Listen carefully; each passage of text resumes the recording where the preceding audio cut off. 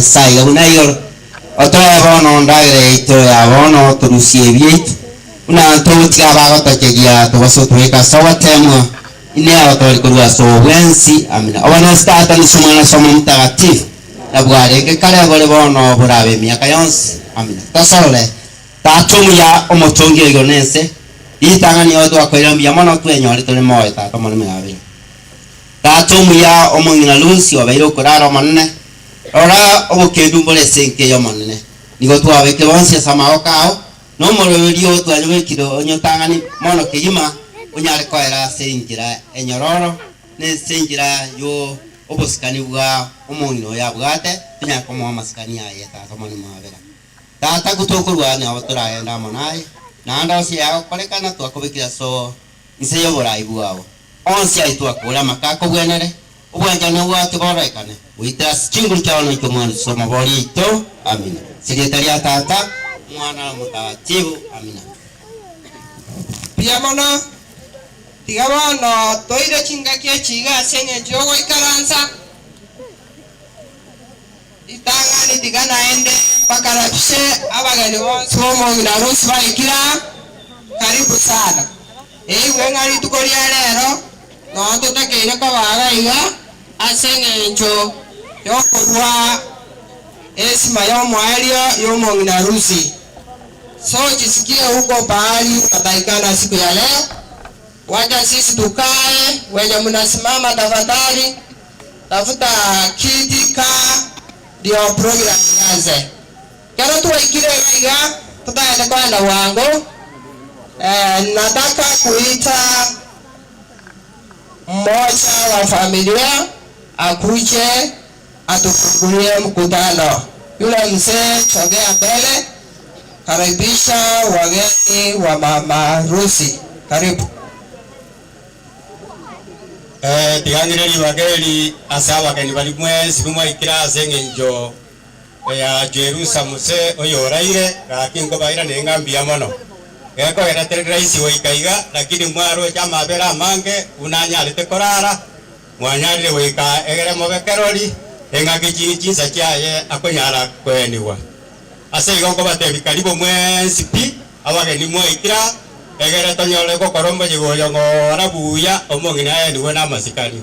Alafu tena narudi kwa Swahili sasa kwa sababu kuna wenzetu ambao hawaelewi lugha. Nilikuwa nasema karibuni wageni wote wale ambao mlitoka Nakuru mkafika hapa siku ya leo kwa sababu ya Mama Jerusa ambaye amelala. Tunashukuru sana kwa sababu ile kazi mlifanya kule ilikuwa kazi ngumu, lakini Mungu aliwasaidia mkafika hapa kwa njia mzuri. Kwa hivyo nasema asante hata fata vile mnamjua vizuri, hapa ndio nyumbani kwake yule ambaye hajawahi kuingia. Huyu fata sasa kwa nyumbani hapa ni mtoto yangu. Kwa hivyo karibu wageni wote mjisikie mko nyumbani, chochote mko naye. Mnasema tu hakuna shida. Kwa hivyo karibuni, sitakuwa na mengi kwa sababu sasa simeenda sana. Sasa wacha tuanze hiyo. Ile kitu naweza tangaza ingine, familia iende kwa ile kibanda huko juu. Familia wote ambao waende pale wakae kwa ile tendi ya kwanza huko juu. Alafu wengine wanaweza kaa mahali popote. Asante. Mimi naitwa China Daniel Marucha Ondevo. Asante. Pia mano sengencho twakaribisha bono tutaende chako mo program yetu kwa leo.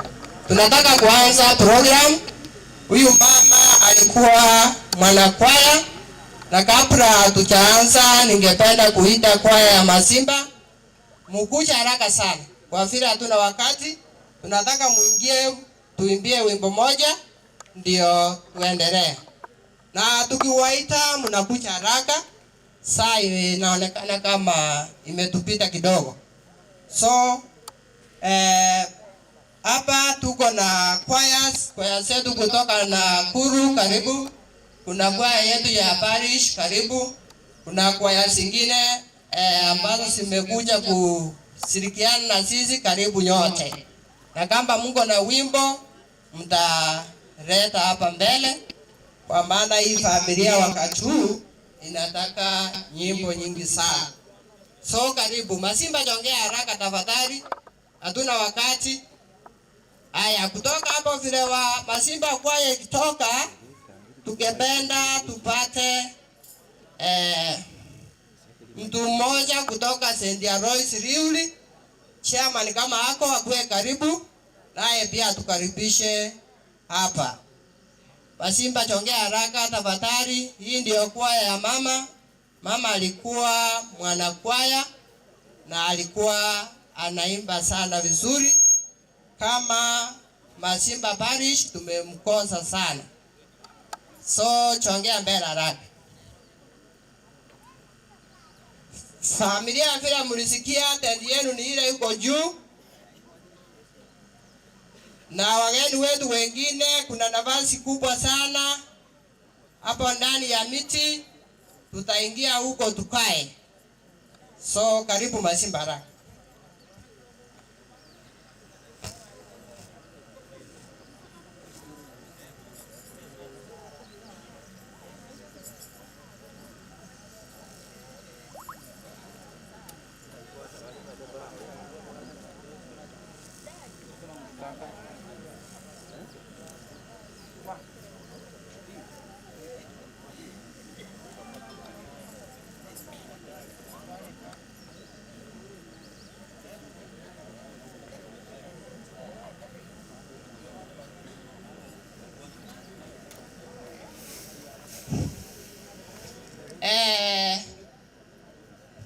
Kuna wimbo inatakikana kuwekwa hapo. Mwenye anasimamia keyboard tafadhali chongea haraka ndio mtusaidie tusipoteza wakati. Mwenye anasimamia keyboard tafadhali bali popote huko chongea, saidia hapa haraka.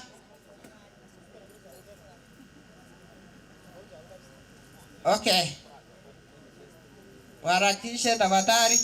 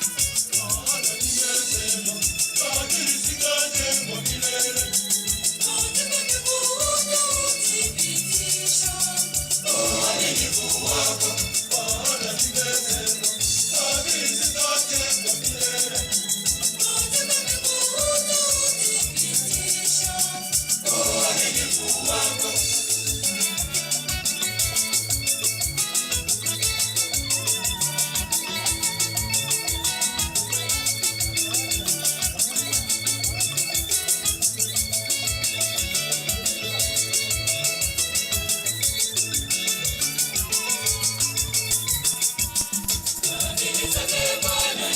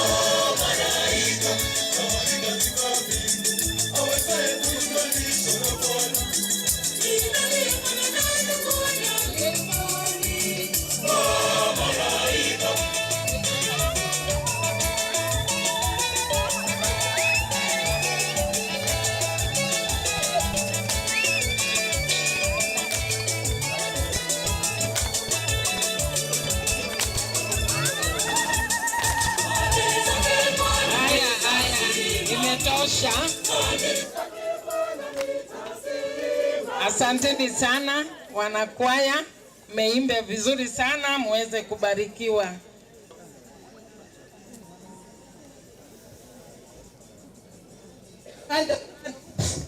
Pia bwana kwaya ya Masimba kwa wimbo nzuri. Tena tukipata nafasi kawaida tu. Sasa tunataka kwenda haraka kwa sababu ya wakati. Tutagete korora twakira saba hili very fast. Aba hili tutakwenda family omongi na rusi korusobo. Baswati bamwabo, bamuraba mwabo mwezi moji chega abusyo. Une family yomongi na rusi korusobo. So kama Mungu mjongea baraka, uchukuliwe picha tu moja ombe ndio tuende sehemu nyingine. Wamura wa mwabarusi, baswali wa mwabarusi. Abakoya yoyo baroro. Aya, inakaa kama wako. Okay. Ukuja haraka, tunataka tu picha. Aya, ndio nakuja. Wamura wa mwabo. Baswati wa mwabo. Mchongea baraka. Tunataka tu picha, mwenye picha chongee mbele. Tunataka picha tu, hakuna kuongea kwa sababu ya wakati mmoja ndio aombe. Wenye picha nataka mujipanga haraka. Mkimaliza mnatuambia mmemaliza. Chongea haraka. Aya, nataka mmoja tu aombe. Mmoja aombe ndio tumalizane. Tigato ile birangara litu sabe. Aseli etalia tata. leo mwana leo mama mtakatifu.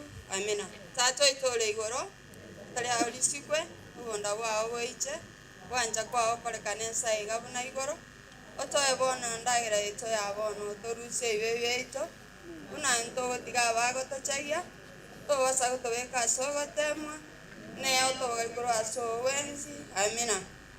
Nyasaye tata nyasaye no mwana moikomo chenu tata muya twachira sora sebire bigomo nene ya Nyasaye ta senyencho wato bokiri ko ruchinga chaito kwa bokiri kera yomo koruchinse monye chense abachire ko bakiroli asenyencho yoyo minto ekamati rusi tato muyo uyo otiekire kurara kurwa so iko wense omonene kolere memia tato muyo kolere mermo yao kiniri abana baye buya one Nyasaye cho karambi yo tumokire kurwa so busiwense monene mbiya mono tigira abana baye maega otigira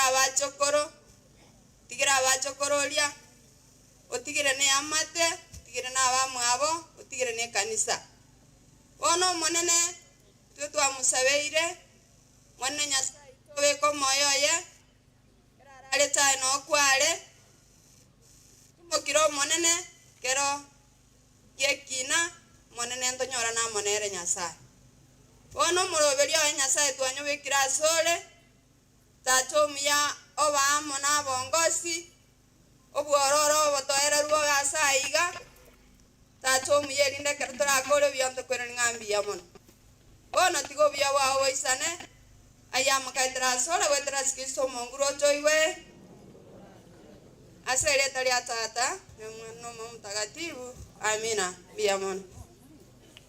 Biyamona bairi baito songenje yoko baba ngaso koja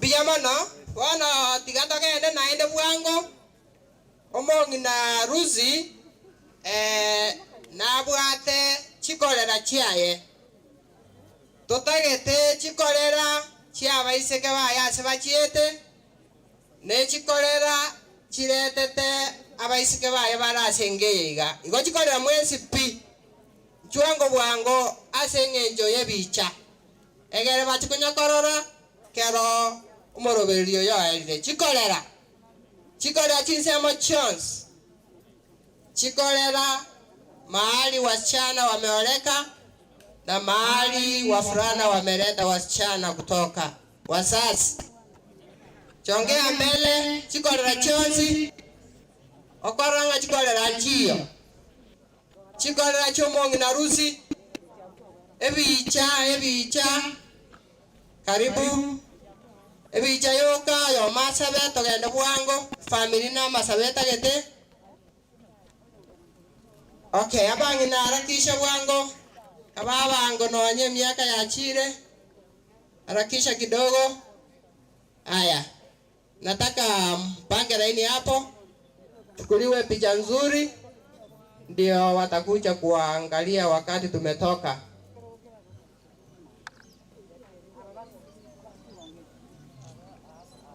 Haya abangi na mwasi kasikogo chaiga moya kwebicha mwensi barusia ya mombo na bachira abangi na ngora bakoimoka ono bachire chikorera chomongina. Haya tagetemo barusi wa debicha ya mengi ya egere korera ya mesabe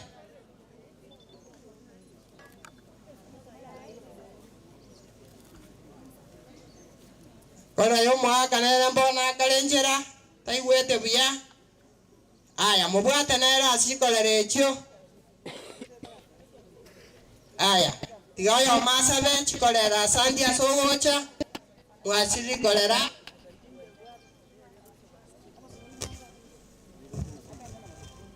Tuamini tuombe. Baba yetu na Mungu wetu nakushukuru, asante Jehova kwa yale umetenda. Angalia huyu mama ndiye alikuwa nguzo ya ndani ya nchi wake. Baba amelala lakini ameacha familia kubwa juu. Baba, tunaomba usimame kama wewe, kwa sababu wewe ni Mungu mkuu. Hakuna Mungu aliye kama wewe Jehova, bali wewe ndio Mungu usiyeshinda majina yote. Baba, tunaamini ya kwamba hii familia itasimama ukiwa ndani yao, mfalme wa amani. Ukaongoze watokapo waingia hapa, Mungu wetu, tusidi kuona mkono wako, kwa sababu wewe umetenda mambo makuu. Asante Mungu wetu, kwa sababu utawalinda na kuwahifadhi siku zote za maisha yao. Ni katika jina la Yesu tunaomba na kuamini. You yabono chikolera soko wa bwango tutaende kwenda bwango.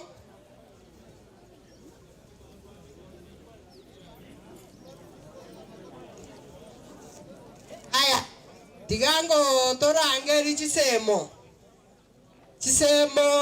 cy'omugaka mose palimora tutaende kwenda bwango korutora ekipindi eke chisemo cy'omugaka onyachira chisemo. Aya okora semo njiyo tiga togende chisemo cy'omugaka. Aya togende chikazen cy'omong'ina rusi onyamora mocha sobwango mwakwe bichayemo gongo minyokane chinsa waromoro notora tomina mambia chikase niokora na balacha. Aya bekera ini awonta ete mwakwe bichayoka ukwana ngoyo tegete morushwe bicha abana bomong'ina batikonyakorora chikasen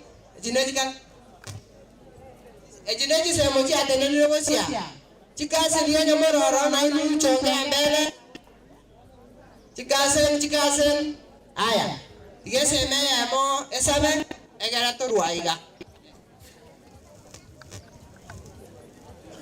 gata sabe umachani tate nyasawo yori romono twajira sol chika ke chabono mambia manna to kono nambia mana singinjo watu anjeire twajira kwa kiro lya somo no nyara kwa gakora kerendero lya yegendera tate nyasaye twasabire gendera kwa mana nerobelia kwikoma chenura ayo ikendero lya yari bya gwetera so wanja kwao kona sabina kwege na singinje lya tali ari yene lyo mwana Yesu Kristo no motore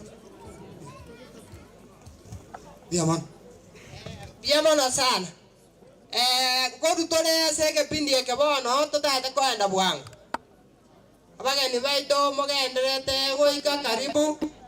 Kuna kelele nyingi kutoka kwa kwaya, tafadhali kelele kwa kwaya.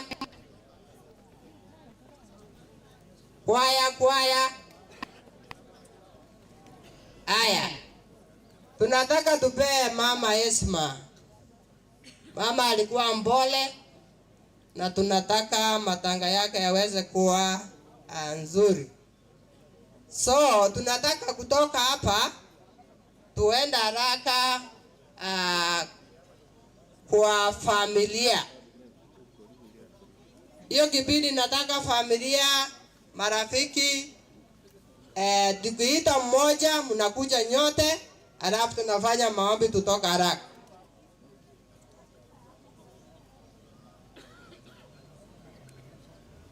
Aya kero ntagete kualigania family, ntageta wageni, nataka kukaribisha wageni kutoka Nakuru kwaya wakuje kwa wimbo moja haraka, ndio familia ikianza kujipanga kukucha mbele.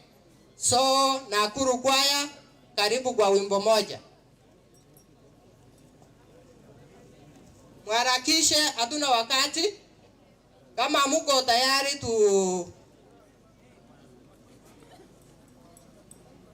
Nakuru kwaya hapa ndio fata anafanya kazi, na manajua mama alifariki akiwa huku. So karibu wageni wetu kwa wimbo moja, ndio familia ikiendelea kujiandaa kuchongea mbele. So please be faster, one save time, faster. Wimbo fupi tu kwa sababu ya wakati, wimbo fupi tu. Karibu Kisii, karibu sana.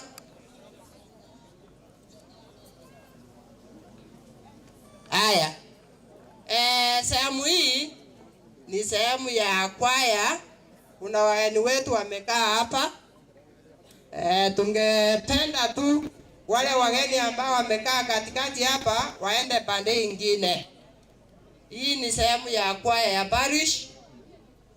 Sasa ningeomba wale ambao tumekaa hapa tuende pande hiyo nyingine. Tafadhali. Haya. Haya, kwaya karibu kwa wimbo moja.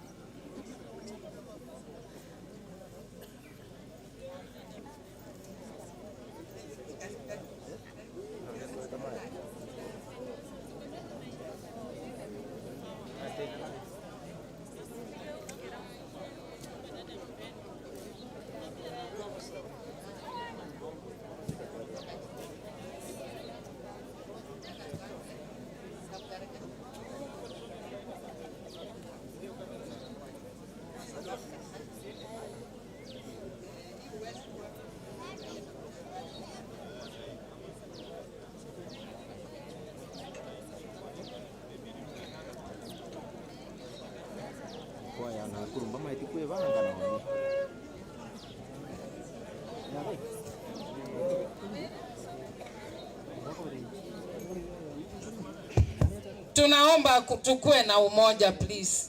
Hiyo kelele tafadhali tutoe. Kelele tafadhali.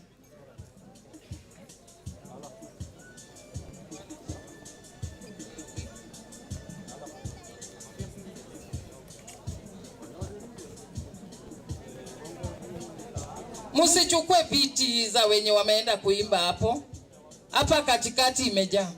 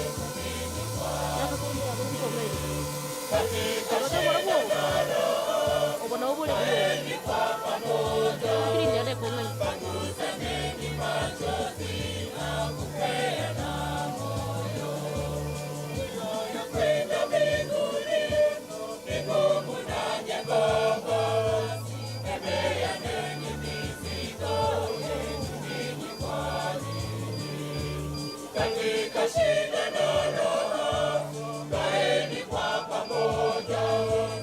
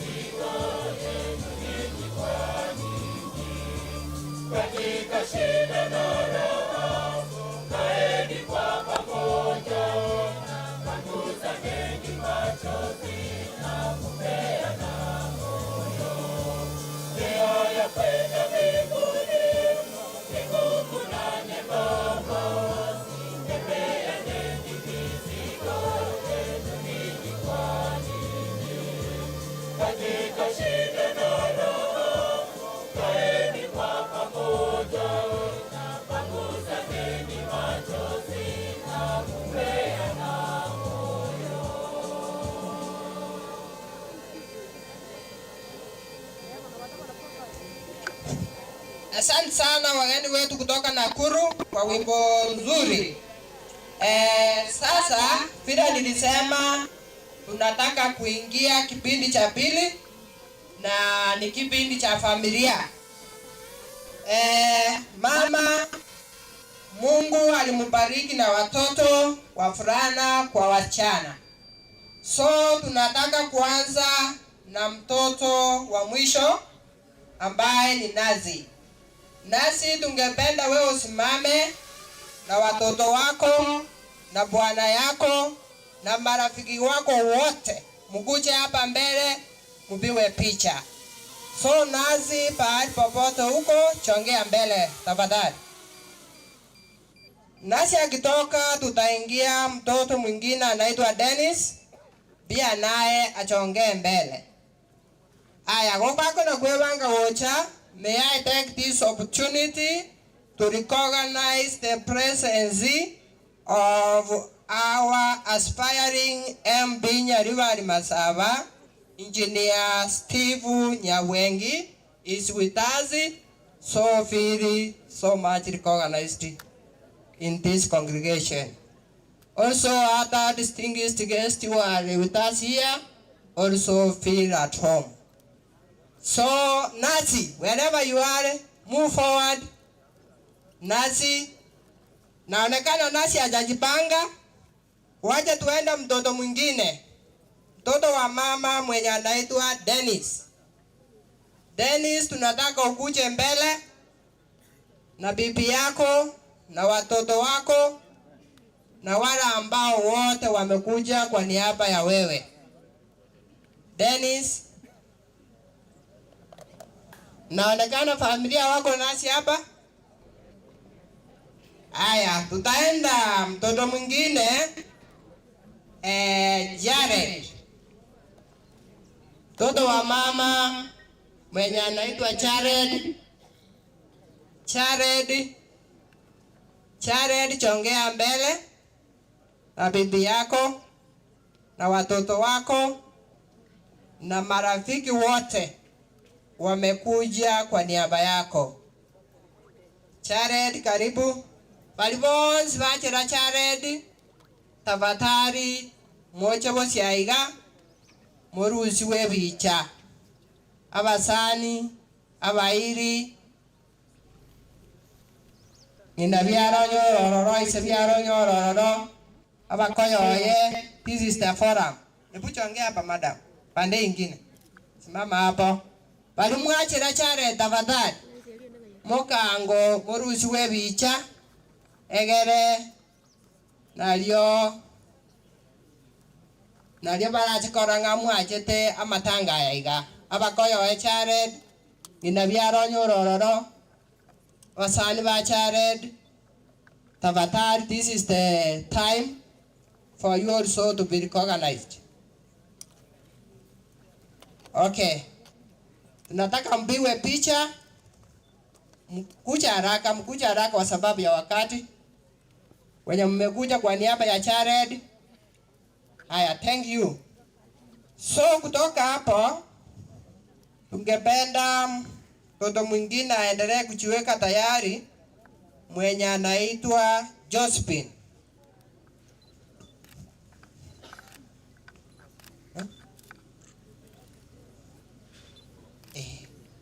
Sasa wengine mtatoka Jared abaki tu na familia yake. Wengine toka Jared abiwe picha na familia yake tu. Haya. Uchukuliwe picha moja. Haya, thank you so much. So mtoto mwingine tunataka hapa ni Josephine. Josephine, kama huko tafadhali na wewe ingia mbele na familia yako, marafiki na wale wote ambao wamekuja kwa niaba yako. Josephine anaonekana yuko karibu. Waje tuende mtoto mwingine anaitwa Chen. Chen, chongea mbele na familia yako, marafiki wako wote. Walimwacha kwa niaba ya Chen. This is the time now to come forward. To come forward for a photo. Aya, thank you. Simama vizuri tu mchukuliwe picha. Chen na familia yake, bwana yake, mama yake kama yuko, papa, na wale wote ambao wamekuja kwa niaba yake.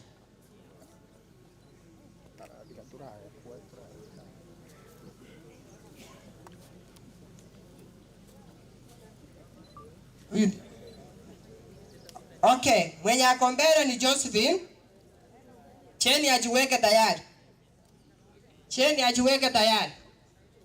Aya, msimame vizuri mchukuliwe foto moja nzuri.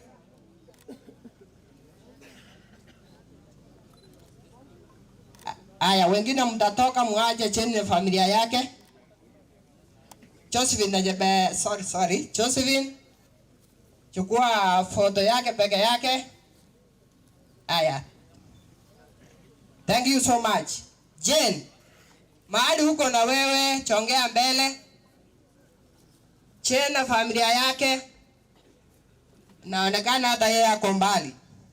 Aya, waje tuende mtoto mwingine. Mama Mungu alikuwa amembariki vizuri sana. Kuna Alfred. Mahali popote huko chongea mbele. Na bibi yako, watoto wako, mother-in-law, father-in-law, and all those who have come to console you. Bibi Alfred, please hurry up. Wherever you are, watoto, kuja haraka. Nina biara nyororo, sebiara, wakoyoye, mwenzi walimwacha kwa niaba ya Alfred, chongea mbele. Aliwanzi mwacha Alfred, sikauchu. Sikwe picha vizuri. Mnakuja haraka tafadhali kwa sababu ya wakati. Aya, chipanga vizuri. Aya, wachukue moja nzuri kabisa. Abuna basani na bairi bomo gaka Alfred umwana w'omong'ina Ruzi Mose. Aya, kutoka hapo wengine mtatoka muaje tu Alfred na familia yake wachukuliwe moja. Alfred na familia yake wachukuliwe moja. Wachukuliwe moja nzuri. Aya, wachukue moja basi. Okay, thank you so much. Sasa kutoka hapo tunataka kuingia mtoto mwingine anaitwa Josephat. Josephat, mahali popote huko karibu na familia yako. Josephat Mose, mahali popote huko karibu. Aya.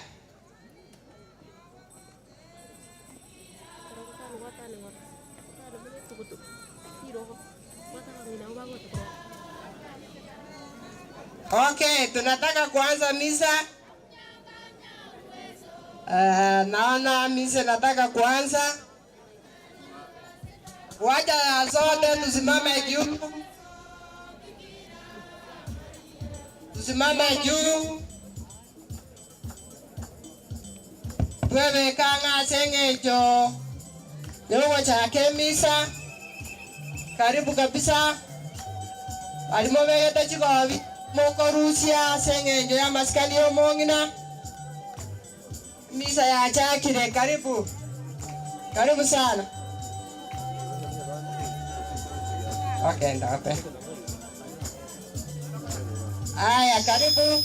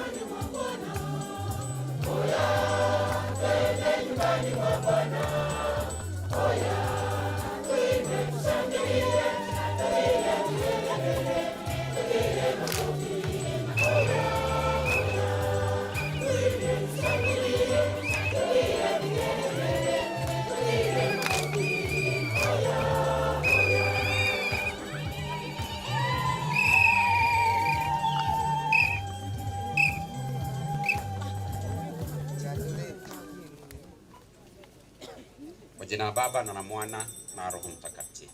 Amen. Bwana awe nanyi. Amen.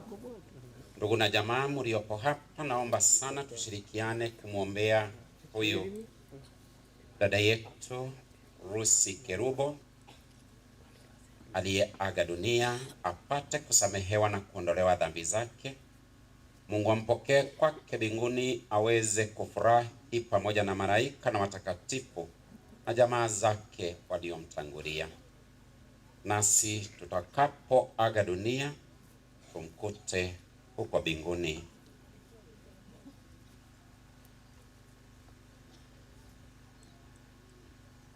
Muombe sasa Mungu atutie nguvu ya kupokea msiba huu kwa imani kuu.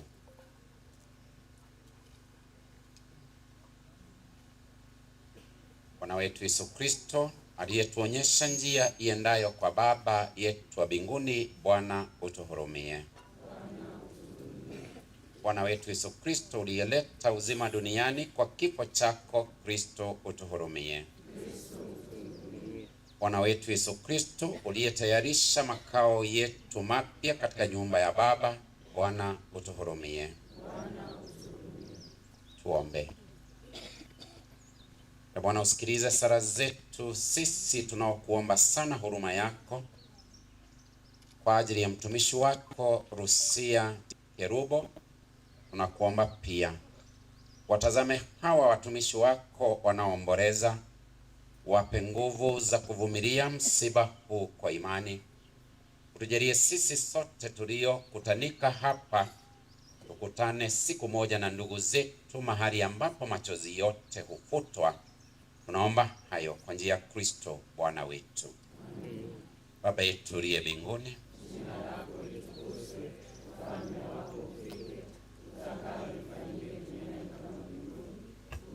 leo mkate wetu wa kila siku, samehe makosa yetu kama tunavyosamehe na sisi waliotukosea, usitutie katika kishawishi, lakini utuokoe maovuni. Amina. Salamu Maria, Bwana yu nawe, umebarikiwa kuliko wanawake wote, na Yesu mzao wa tumbo lako amebarikiwa. Maria mtakatifu, mama wa Mungu, tuombee sisi wakosefu. Atukuzwe Mungu Baba na Mwana na Roho Mtakatifu.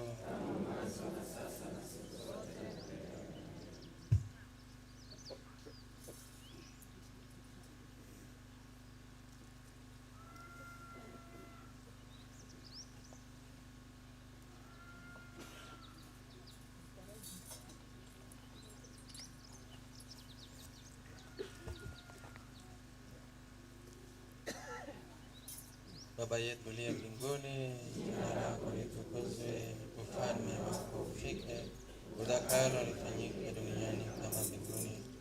Tupe leo mkate wetu wa kila siku, samehe makosa yetu kama tunavyosamehe na sisi waliotukosea, usitie katika kishawishi. Salamu Maria, umejaa neema, Bwana yu nawe, umebarikiwa kuliko wanawake wote, na Yesu mzao wa tumbo lako amebarikiwa. Maria mtakatifu, mama wa Mungu, tuombee sisi wakosefu, sasa na saa ya kufa kwetu.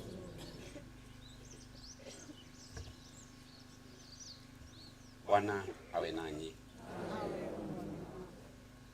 Tuombe. Bwana usikilize sala zetu sisi tunakuomba sana huruma yako, ili marehemu mtumishi wako Rusia Kerubo uliyemhamisha hapa duniani umweke katika amani na mwanga pamoja na watakatifu wako. Tunaomba hayo kwa njia ya Kristo Bwana wetu. Raha ya milele umpe Rusia, Bwana. Apumzike kwa amani. Raha ya milele umpe Rusia Kerubo, Bwana. Apumzike kwa amani.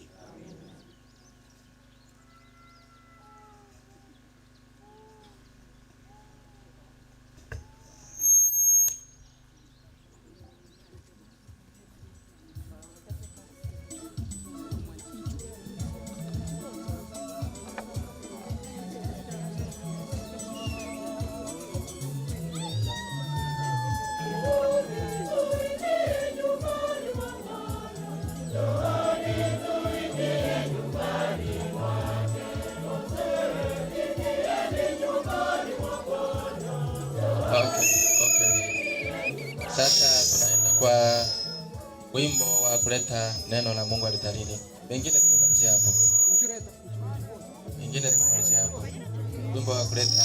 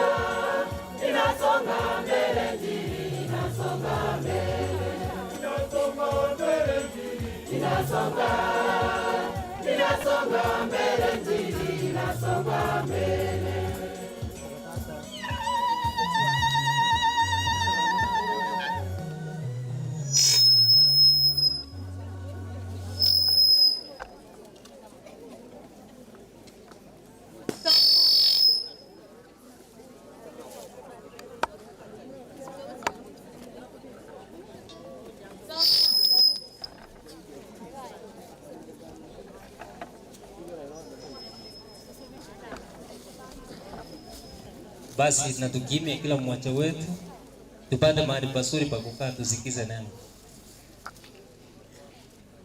Somo la kwanza. Somo katika kitabu cha nabii Danieli 12:1-3. Wakati ule Mikaeli atasimama, jemadari mkuu asimamaye upande wa wana wa watu wako, na kutakuwa na wakati wa taabu. Mfano wake haukuwapo tangu lilipoanza kuwapo taifa hata wakati huo huo. Na wakati huo watu wako wataokolewa, kila mmoja atakayeonekana ameandikwa katika kitabu kile. Tena wengi wa hao walalao katika makumbi ya nchi wataamuka, wengine wapate uzima wa milele, wengine aibu ya kudhalauliwa milele. Na walio na hekima watang'aa kama mwangaza wa anga, na hao waongozao wengi kutenda haki watang'aa kama nyota milele na milele.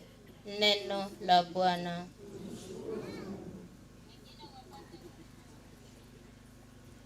Ogosoma gwa kabere warura sege diruga lya Paulo mtakatifu ujasa wa Tesalonike ritangani inye ojakere 13 oika 15 ogocha kwa monene kurende ba minto titoligetinga timo manyama ngana igoro yabwo bararire mobaise weichanigwa buna banda batali no gosemeria naki onye twegere ngai Yesu na kwete anda kaboka nabo igo na ubararira se Yesu Nyasaye na balente amonere naki aya twabatebirie aseringana lyo monene ngai ntu abatole moyo abatu atigaire goikekero kyogocha kwa monene itogutanganira abwo baikire korara ekiagero monene omonyene na ikekorwa igoro neriogie ringana yogochika amoneriogie mu malaika omonene na igetulike getule rike Nyasaye na abo bakweta se Kristo na babokeri tangani elio nyuma yayo intu abatole moyo abatu atigaire na tobogoligwe amona barabwo okia samale elio torototere omonene igoro gati na boina tobe amona omonene butambe asayo remania inua se inwe asamanganaya lingana ya Nyasaye totenene asogotogie banjiri.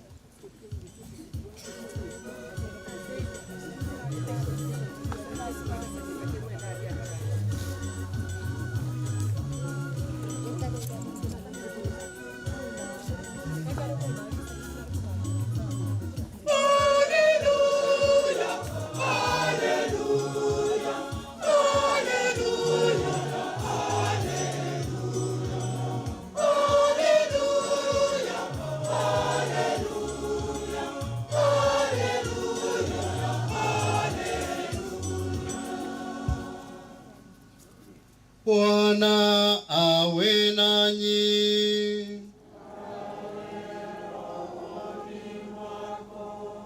Somo la Injili takatifu lilivyoandikwa na Mathayo.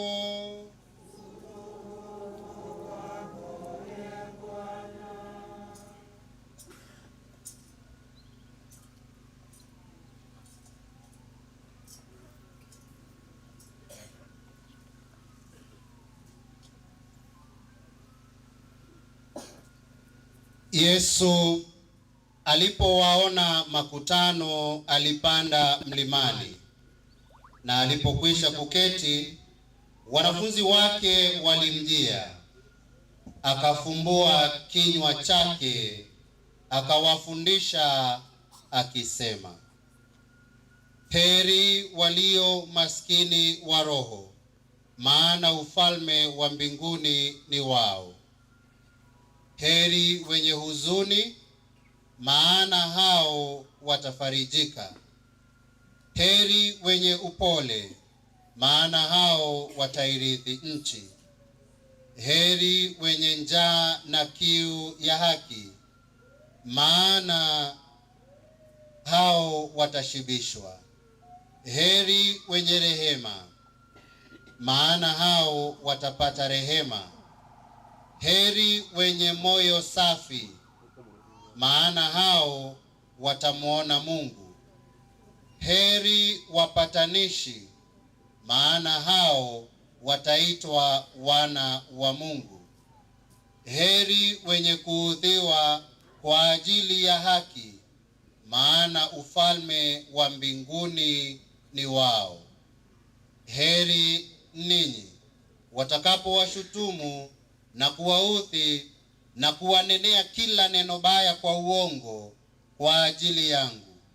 Furahini na kushangilia, kwa maana thawabu yenu ni kubwa mbinguni.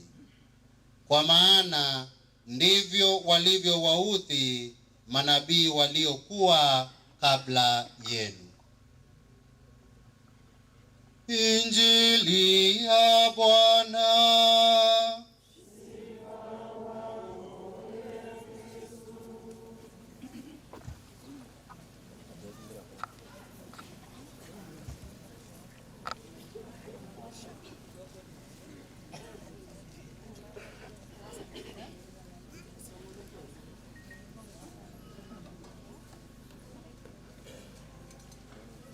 Kwa jina la Baba, la Mwana, la Roho Mtakatifu. Tumsifu Yesu Kristo milele na milele. Basi Wakristo wapenzi, tumekuja sisi wote siku ya leo. Umeona hapa mbele kuna mapadri wetu, kuna Monsinyo George kutoka jimbo letu la Nakuru, na mapadri wote ambao wametoka Nakuru, na wale mapadri wetu wa jimbo. Nimeona Father Choto amefika, na pamoja na wengine wako njiani wanakuja. Umeona watawa hapa wengi sana, pamoja na Wakristo ambao wametoka kila mahali, kuonyesha kwamba lazima tuweze kuwa na ushirikiano tunapofiwa na wapendwa wetu, si ni kweli? Kwa hivyo siku ya leo tumekuja kwa ajili ya kumwomboleza huyu mama. Ni Mwenyezi Mungu alimuumba kwa sura na mfano wake, na ni Mwenyezi Mungu ameweza kumuita kwake. Kwa hivyo siku ya leo tumekuja sio kama watu ambao hawana matumaini. Kutoka kwa Biblia tunaambiwa kwamba katika maisha yetu tusije tukaishi kama watu ambao hawana imani, kama watu ambao hawana matumaini. Ni kwa nini na mbona tunaenda kanisani? Ni kwa sababu tuna imani kwamba tukimaliza maisha yetu ya sasa kuna maisha ya baadaye mbinguni. Habari zenu? Ni kwa nini mnaenda kanisani? Ni kwa sababu tuna imani kwamba tukimaliza maisha ya sasa kuna maisha ya baadaye mbinguni. Kuna maisha ya baadaye mbinguni. Ndio sababu wewe kama Mkristo naomba uweze kuishi vema. Kama Wakristo Katoliki tunajua kwamba kuna mambo matatu. Tuseme uzima wa milele. toharani, kuzimu. Wale ambao watakuwa wameishi vema katika maisha yao, kuna uzima wa milele. Ukimtambua Kristo kama Mwokozi na mkombozi wa maisha yako, ukiishi kulingana na mapenzi yake Mwenyezi Mungu, kuna uzima wa milele, kuna uzima wa milele. Na kuna wale ambao labda watakufa katika hali ya dhambi, lakini walikuwa wamemtambua Mungu, lakini wakifa katika hali ya dhambi watashiriki toharani ili waweze kupata utakazo, waweze kushiriki katika uzima wa milele mbinguni. Na kuna wale ambao ni wa kuzimu, yani wale ambao ni wa moto wa milele. Yani kuna wale watu ambao wamemkataa Mungu katika maisha yao. Kuna watu wengine, hata wengine ambao wamekuja hapa siku ya leo, kuna wale ambao wamekataa Mungu, wamesema hakuna kwenda kanisa. Hebu uliza huyo mwenzako, unaenda kanisani wewe kweli?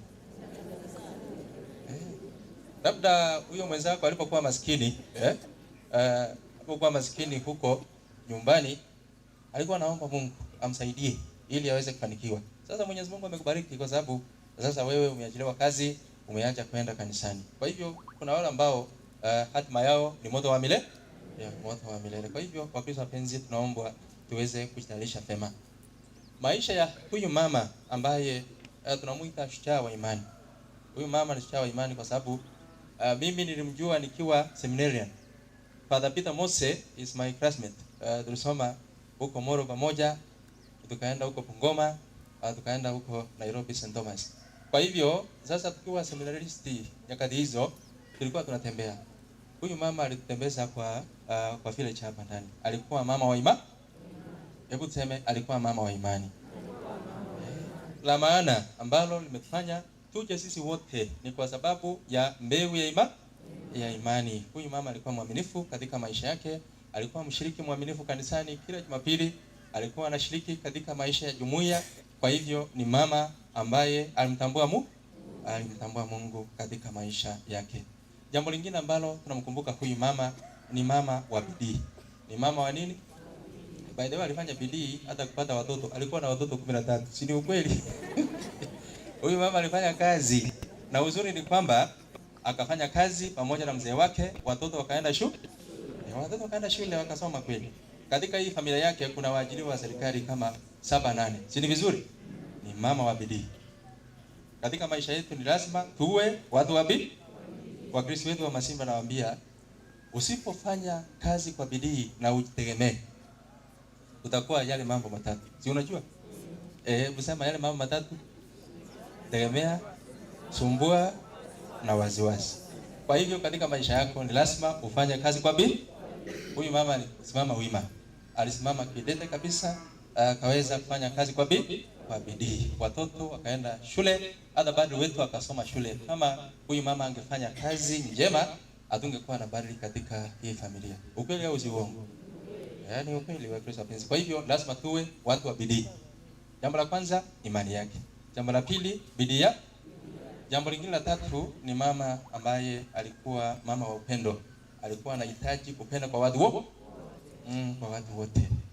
Namkumbuka kwa sababu hata wakati tulikuwa na sherehe kubwa hizi huko, yeye anajua kwamba ako na father na mimi ni mtoto wake. Yeye alikuwa mgeni akikuja huko, father nimekuja. So, kwa hivyo huyu mama katika maisha yake alikuwa mtu wa upendo. Hata sisi tuweze kuwa watu wa upendo. Ni kwa nini na mbona mnakosana na huyu dada yako kwa miaka yote?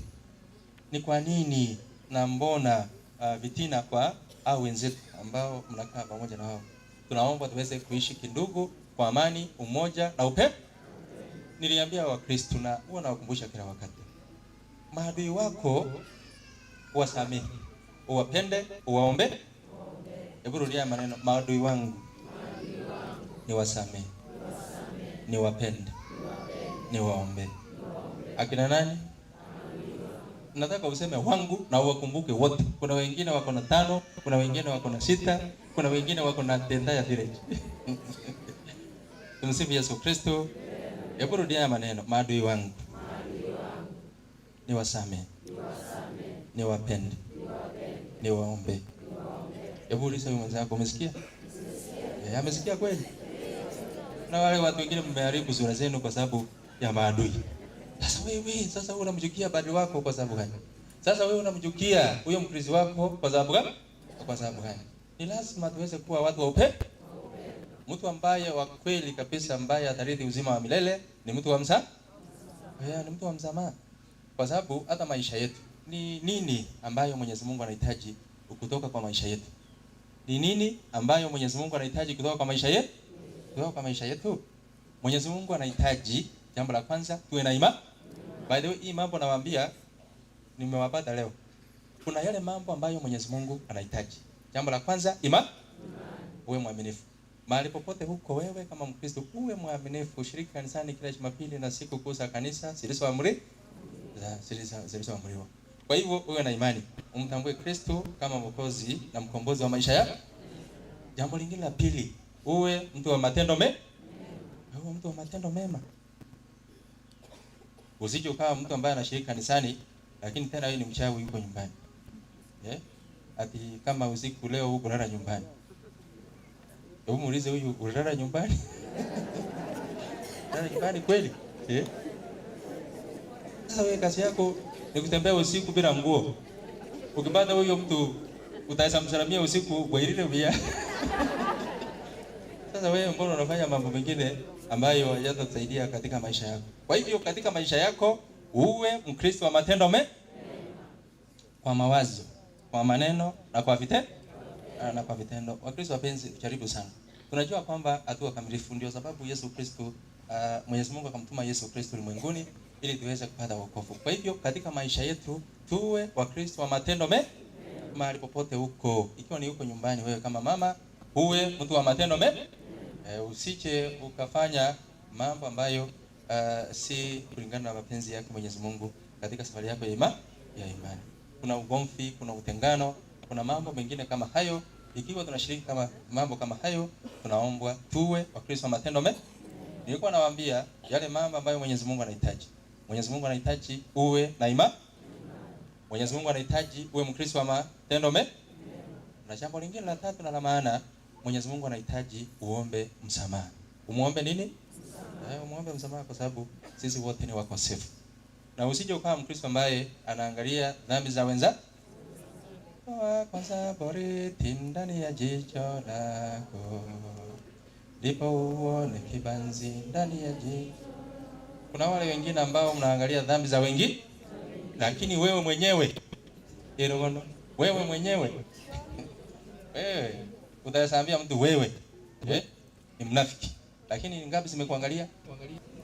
Moja imemwangalia mwenzako ndio, lakini tatu zimekuangalia zinasema wewe ni mbaya zaidi. Na hii nyingine inasema hata Mwenyezi Mungu anafanya nini? Kwa hivyo katika maisha yetu tuwe watu wa kuomba msamaha. Mara nyingi tumekosa. Mara nyingi tumemkosea Mwenyezi Mungu kwa njia moja au nyingine. Wewe uwe mtu wa msamaha. Na uwe na roho ya kusamehewa.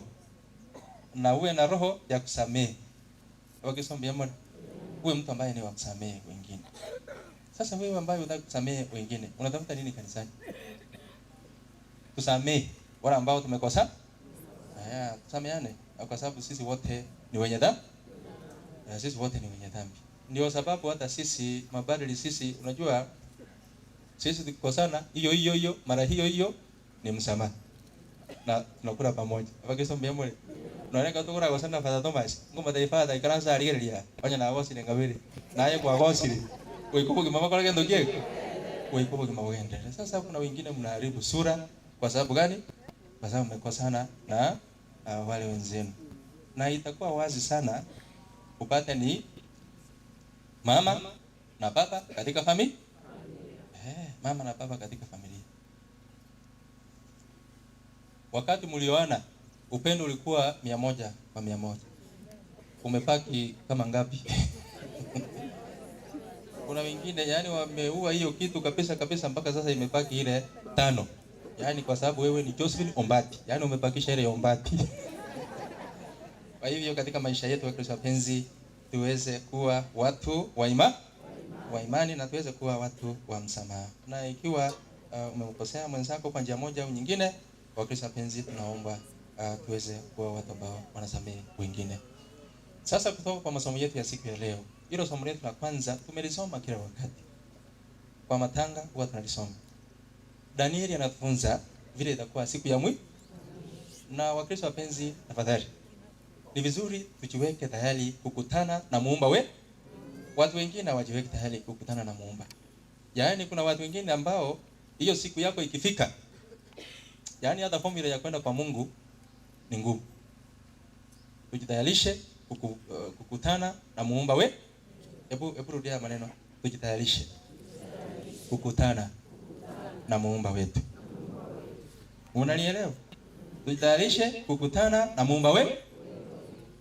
Tujitayarishe na Mwenyezi Mungu. Yesu Kristo ametupa formula ambayo tunastahili kuifuata. Na kutoka kwa hilo somo letu la kwanza, Daniel anatuambia vile itakuwa siku ya mwisho. Na hiyo siku ya mwisho tumeambiwa yule Mikaeli atakuja na kitabu ambacho kimeandikwa majina. Kimeandikwa majina wale ambao waliishi vema, wale ambao walimtambua Kristo kama Mwokozi na mkombozi wa maisha yao, watapata tuzo la uzima wa milele. Na wale ambao walikuwa wamemsahau Mwenyezi Mungu katika maisha yao, kuna adabu ya moto wa milele. Kuna adabu ya moto wa milele. Na jambo lingine ni la maana sana. Wale ambao walisaidia wengine kuona mwanga. Hebu tuseme wale ambao walisaidia wengine kuona mwanga watang'aa kama nyota za angani. Yaani ikiwa wewe kama Mkristo umesaidia wengine kuona mwanga, utang'aa kama nyota. Kama nyota. Ni kama mimi kama father wa Kristo wapenzi nimewasaidia siku nyingi sana. Hiyo siku nitang'aa. Mabali wetu wote unajua kazi yetu ni kuonyesha wengine mwanga. Wadau wetu kuonyesha wengine mwanga. Wakristo wote tunaomba tuweze kuwa watu ambao wanaonyesha wengine mwanga. Hebu ambia wewe mwenzako, onyesha wengine mwanga. Usije ukawa giza kwa wengine. Uonyeshe wengine mwanga. Waonyeshe njia. Kwa sababu Yesu Kristo ndiye njia, ukweli na uzima. Pata ni ukweli. Tuonyeshe wengine mwanga. Sasa wakiniangalia kama Father Nyonga wanaona sura ya Mungu. Lakini wasije kutazama kama Father Nyonga wanaona sura nyingine. Wakisomea Mungu. Unajua kuna mtu mwingine ambaye ni Kristo, lakini ukiangalia tabia yake unaona mtu mbaya zaidi kuliko shetani. Ukweli au uongo? Tuwe mwanga kwa wengine. Tuwe mwanga kwa wengine. Uwe Mkristo wa maneno, matendo mema. Katika mawazo, katika maneno na katika vitendo. Tuweze kuwa Wakristo. Kwa hivyo, hilo somo letu la kwanza Daniel anatuambia kuna yale mambo ambayo ninakukumbusha. Mambo mane ambayo kila mmoja wetu tapitia. Uwe Mkristo Mkatoliki, uwe Mkristo Mprotestanti, kuna yale mambo ambayo utapitia wewe. Hebu tuseme jambo la kwanza kifo. Jambo la kwanza kifo. Lazima upitie huko. Hebu ambie mwenzako angalia huko. Lazima upitie huko. Ndipo uweze kumfikia Mwenyezi Mungu. Hiyo daraja lazima uifuke. Ndio sababu wale ndugu zetu wa Protestanti wanasema vuka daraja la Bwana, twende mbinguni, vuka daraja la Bwana, twende mbinguni. Vuka hiyo daraja. Ni lazima tuifuke. Lakini shida, utaifuka namna gani? Au utaifuka ukiwa katika hali gani? Uwe katika hali ya neema. Uwe katika hali ya neema. Kwa hivyo kuna kifo. Jambo la kwanza ni kifo. Kila mmoja wetu kifo lazima tufanye nini? Tutakufa. Jambo lingine la pili ni hukumu kulingana na matendo. Hebu tuseme hukumu kulingana na matendo. Kila mmoja wetu tutahukumiwa kulingana na matendo yetu. Wewe kama Mkristo ni jinsi gani ulivyoishi ulimwenguni. Kwa hivyo kila mmoja wetu kwa kila jambo ujue kwamba kuna hesabu. Utatoa hesabu kwake Mwenyezi Mungu. Kwa hivyo tuwe Wakristo wa matendo mema katika safari yetu ya imani. Jambo lingine ni tuzo la uzima wa milele. Kuna tuzo la uzima wa milele. Ukiishi vema, mtambua Mungu, mtambua Kristo, kwa hivyo Wakristo wapenzi tashiriki katika uzima wa milele. Na jambo lingine la mwisho ni adabu ya moto wa milele. Kwa hivyo katika maisha yetu Wakristo wapenzi, kutoka kwa hilo somo letu la kwanza, tukumbuke kwanza kwamba kuna kifo, kuna hukumu kulingana na matendo yetu, kuna tuzo la uzima wa milele na kuna adabu ya moto wa milele. Yesterday kuna haya mambo ninaposoma Injili ya Mathayo. Vile Mwenyezi Mungu atapagua mbuzi na kondoo. na kondoo. Kuna yale mambo mawili.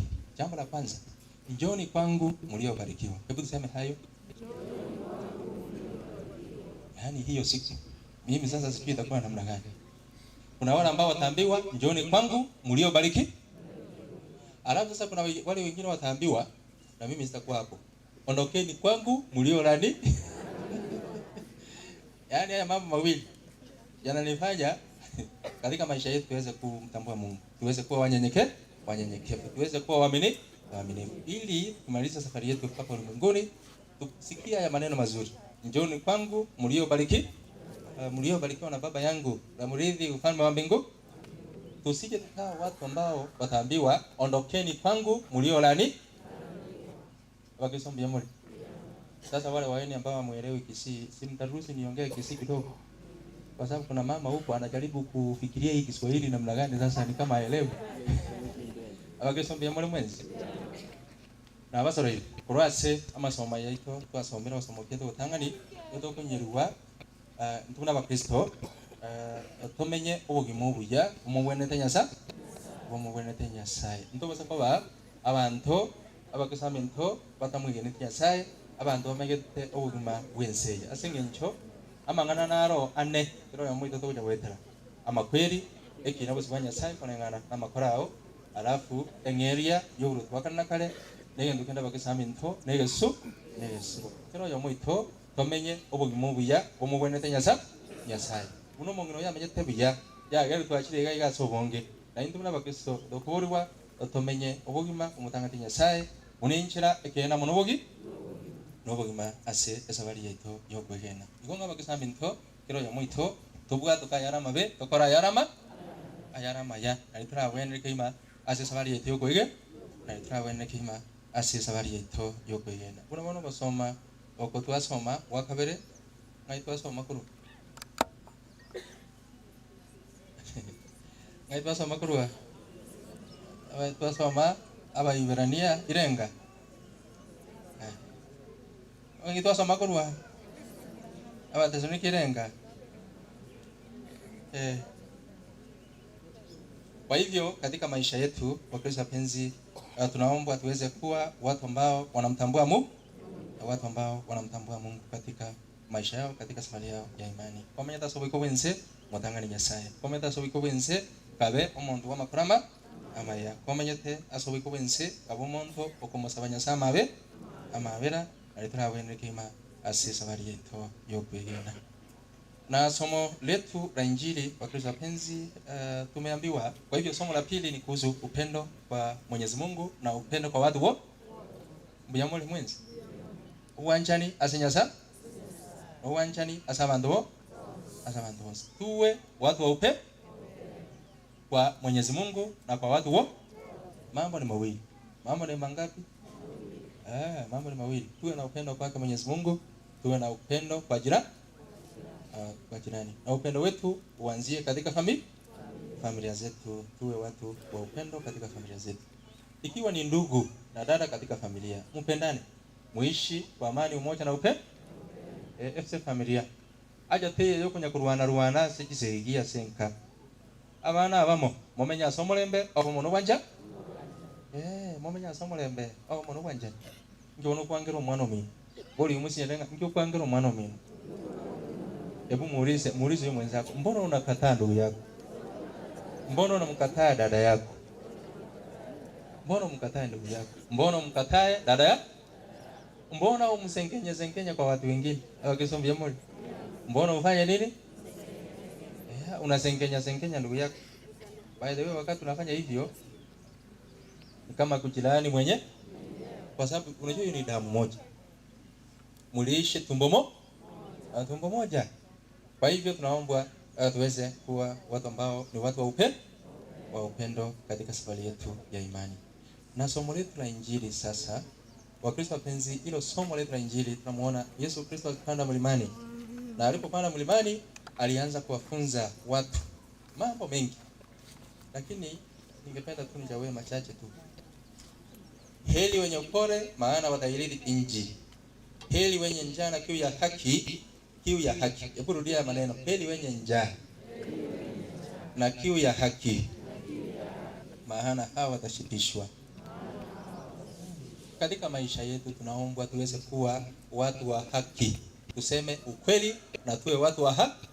Hebu sema haya maneno, tuseme ukweli na tuwe watu wa haki. Niliona maaskofu wetu walisimama wima, wakasema ukweli jinsi Kenya ilivyo. Walisema ukweli au uongo? Tunaendelea kuteseka au hakuna mateso? Kuna mateso, watu wengi wanaumia. Na maaskofu wetu walisimama wima wakasema. Alafu tukaona watu wengi wakiandika mabarua nyingi, au vijana wengine wa yule mzee wakiandika mambo lakini ukweli ni lazima utatende. Lakini tunatumai kwamba walisikia. Hawakisombe moli. Tunatumai walisikia kwa sababu watu wanaumia, kuna umaskini mwingi, mahospitali watu wanalia, watu wako na kansa. Unaenda hospitali unaambiwa malipa 80,000 na hiyo 80,000 yako hakuna. Sasa hiyo kadi ya SHA haifanyi kazi. There are so many challenges actually, and we must pray that the good Lord may intervene. Si hivyo? Mwenyezi tuwe watu wa haki na ukweli. Lakini hata wewe katika familia yako uwe mtu wa haki na ukweli. Uwe mtu wa haki na ukweli. Haki itendeke. Useme ukweli. Say the truth and the truth will. Lakini watu wengi sana ni waongo. Waongo. Katika maneno 100 ambayo unanena 80 ya uongo. Ni ya uongo na ni ile ya kuongeza chumvi kidogo ili watu wafurahi. Kwa sababu ya mambo ya uongo. Hatutaki mambo ya uongo tena. Tunataka haki na ukweli itendeke. Hata katika nchi yetu ya Kenya tunahitaji haki na ukweli itendeke ili mambo yote yasidi kusonga mbele. Alafu sasa Yesu Kristo akamwambia wale mitume wake, heri wenye roho safi, kwa maana watamuona Mwenyezi Mungu. Tukiwa na roho safi tutamuona Mungu. Heri wenye moyo safi, maana watamuona Mwenyezi Mungu. Wakisombe jamani, uko na roho safi, uko na moyo safi. Hebu muulize huyu mwenzako, moyo wako ni safi? Moyo wako ni safi kweli? Ikiwa wewe uko na chuki ndani yako, wewe sasa hiyo moyo yako si safi. Iko na kutu. Wakisombe jamani, ngamba sisenili abara bachenu ashingoro cyabo ngama morole nyasa. Ngakibonura morole nyasaye obwato bobi obisa. Ngakiora morole nyasaye obwatege egejo. Ngakiora morole nyasaye obwate lyumana nabami no. Heri wenye moyo safi, maana watamuona Mwenyezi Mungu. Tujaribu sana tuwe watu wa mioyo safi. Tukiwa na roho safi katika maisha yetu tutamuona Mwenyezi Mungu, kwa sababu tumeambiwa kwamba tukiwa watu wa matendo mema, tukiwa watu wa msamaha, tukiwa watu wa imani, tutaweza kumuona Mwenyezi Mungu. Alafu hapo chini waambia, heri nyinyi watakapowashtumu na kuwaudhi na kuwanenea kila neno baya kwa uongo kwa ajili yangu. Furahini na kushangilia kwa kuwa thawabu yenu ni kubwa mbinguni. Thawabu yenu ni kubwa mbinguni. Kuwaudhi. Hebu tuseme hivi, kuwaudhi na kuwanenea kila neno baya kwa uongo kwa ajili yangu. Furahini na kushangilia kwa kuwa thawabu yenu ni kubwa mbinguni. Kwa sababu thawabu yenu ni kubwa mbinguni. Kwa hivyo katika maisha yetu wa Kristo penzi, kumalizia leo tumekuja kwa ajili ya kumuomboleza huyu mama, na tunajua kwamba maisha yetu sasa ni mapito tu. Na ni kweli maisha yetu hapa duniani ni mapito.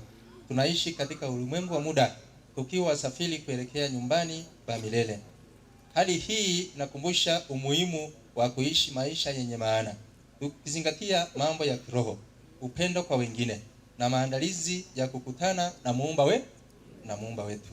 Biblia inasema, maana hatuna hapa mji udumuo, bali tutatafuta ule ujao.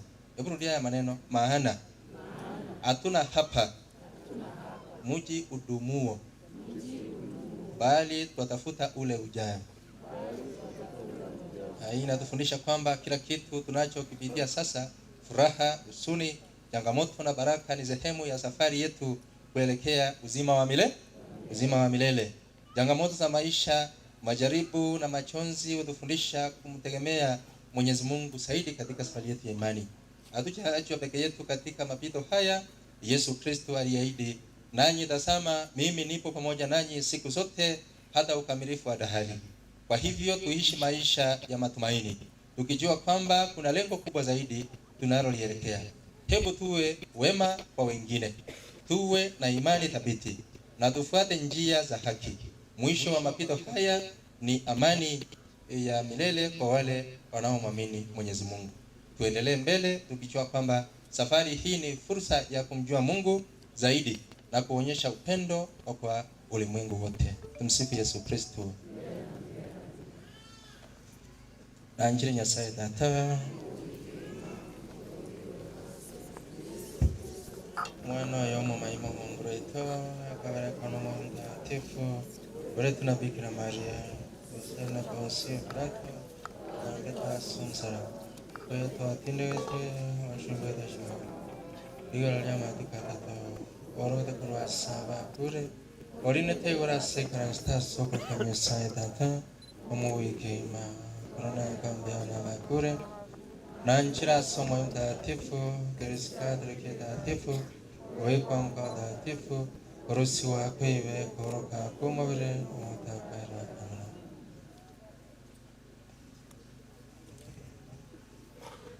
Kwa tuongoza kwa sala za waumini waweza kujongea.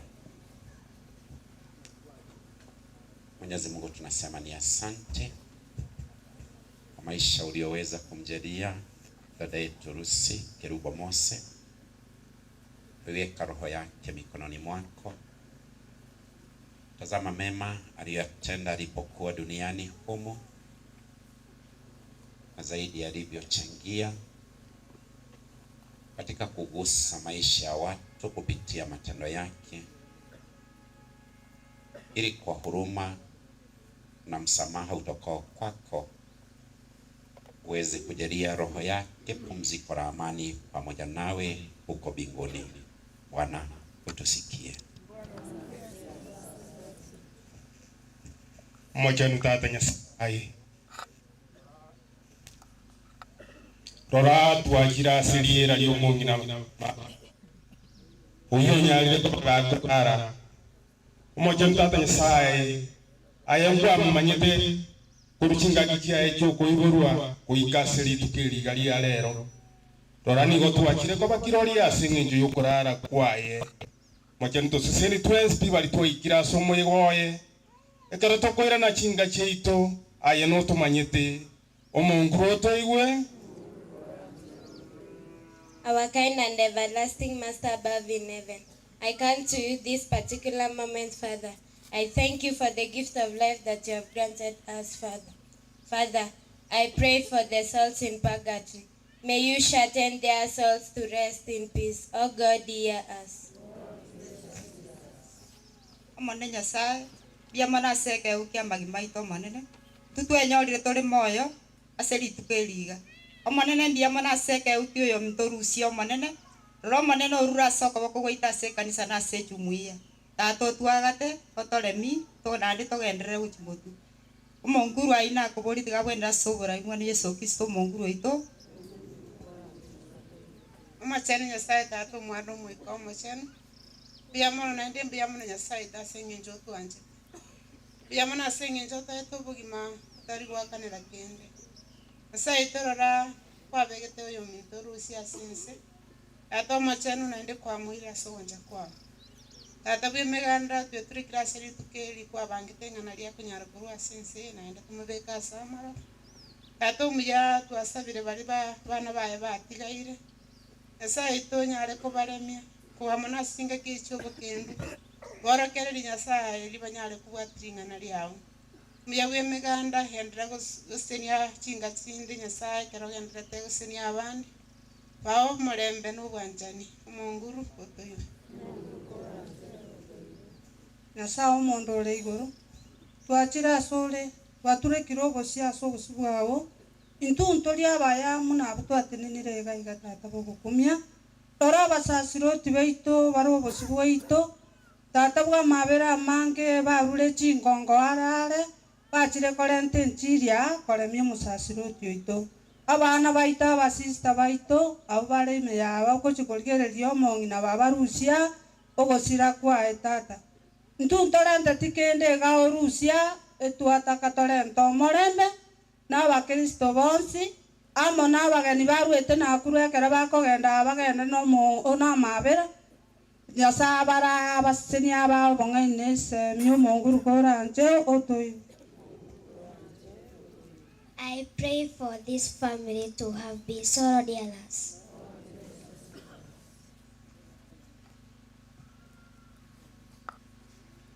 Omba hayo yote kwa njia ya Kristo Bwana wetu.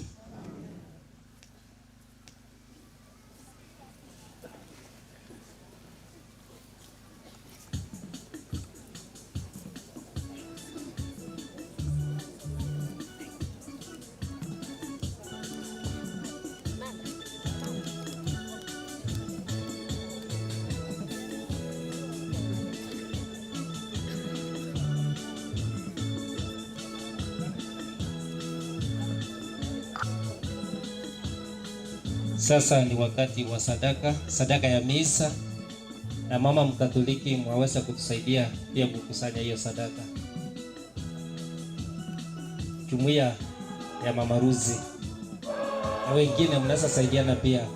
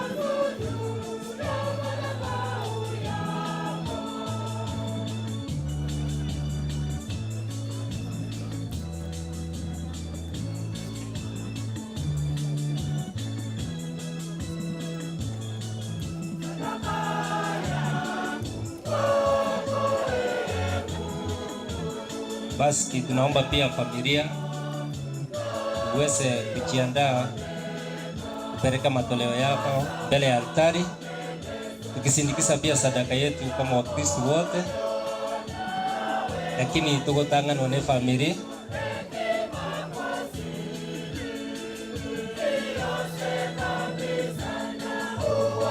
Nimesikia wale wageni kutoka Nakuru wao wana represent wakiwa na paasha, lakini kwa wakati huu paasha sitakuwa tayari, tuta represent tu tukiwa vile iko.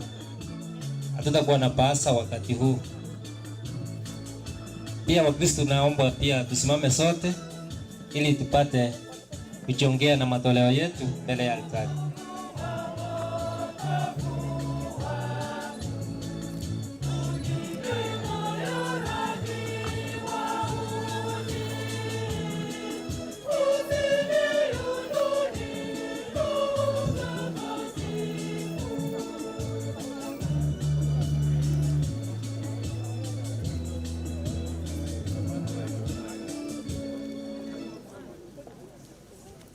wimbo wa matoleo. Kristo pia muombo kwa kusimama ili tupate kurepresent matoleo yetu mbele ya altari. Familia ndio itatuongoza. Jambo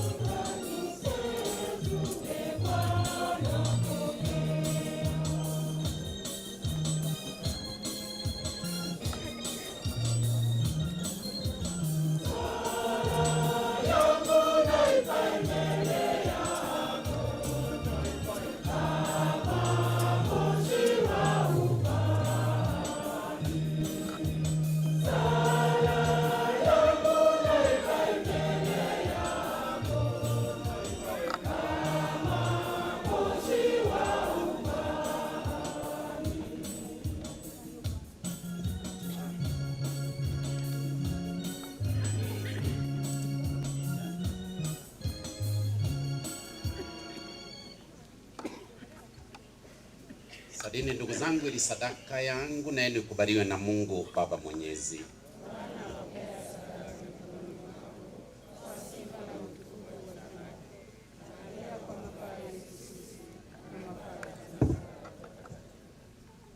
Bwana, tunakutolea unyenyekevu dhabihu hii tukiomba rehema yako kwa ajili ya wokovu wa mtumishi wako Rusia Kerubo Mose, na kwa kuwa hakutia shaka kwamba mwanao ndiye mwokozi mwema, tunakusihi umjalie ili amfikie na kumwona yeye aliye hakimu mwenye huruma, anayeishi na kutawala daima na milele.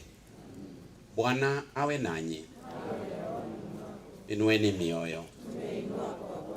Tumshukuru Bwana Mungu wetu. Kweli ni vema na haki, tendo la kufana la kuleta wokovu. Tukushukuru wewe daima na popote, Bwana Baba uliye mtakatifu, Mungu mwenyezi wa milele. Kwa amri yako twazaliwa, kwa matakwa yako twaongozwa, na kwa agizo lako tunakombolewa na sheria ya dhambi inayoturudisha katika udongo ambamo tulichukuliwa kwanza. Nasi tuliokombolewa kwa njia ya kifo cha mwanao, kwa ishara yako tunaamshwa kwenye utukufu wa ufufuko wake.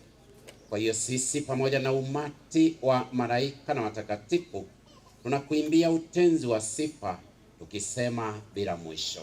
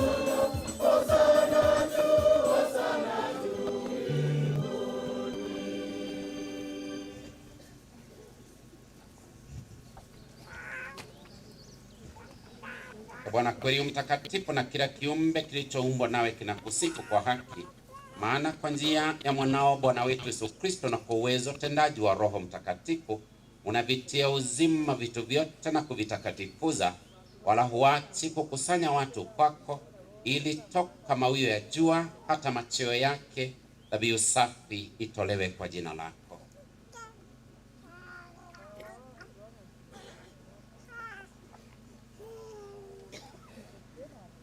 Basi Bwana, tunakusihi kwa unyenyekevu vipaji hivi ambavyo tumekutolea, ili uvitakase, upende kuvitakatifuza kwa Roho huyo huyo, ili viwe mwili na damu ya mwanao Bwana wetu Yesu Kristo, aliyetuamuru tuadhimishe mafumbo haya.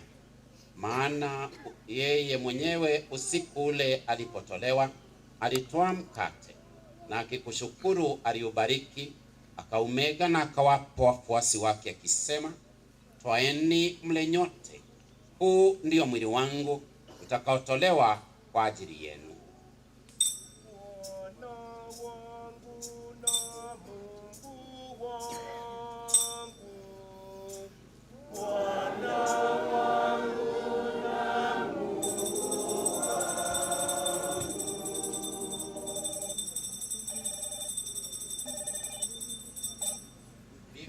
Hivyo baada ya kula, akitwaa kikombe na kukushukuru alikibariki, na akawapa wafuasi wake akisema, twaeni mnywe nyote, hiki ndicho kikombe cha damu yangu, damu ya agano jipya na la milele, itakaomwagika kwa ajili yenu na kwa ajili ya wengi kwa maondoleo ya dhambi.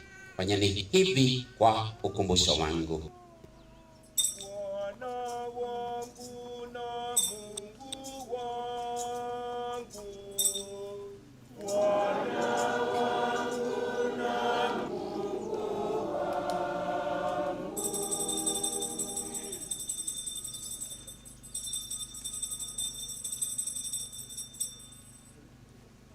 Fumbo la imani.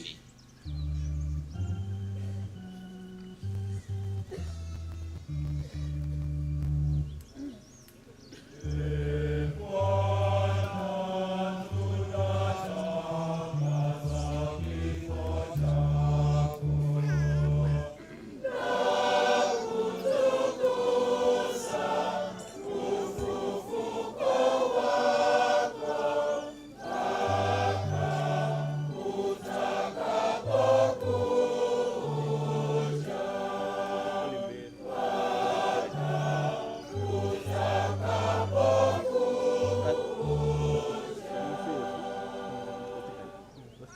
Kwa hiyo Bwana, tunapoadhimisha ukumbusho wa mateso ya mwanao yaletao wokovu pamoja na ufufuko wake wa ajabu na kupaa kwake mbinguni, na tunapoutazamia ujio wake wa pili, tunakutolea kwa shukrani sadaka hii iliyo hai na takatifu.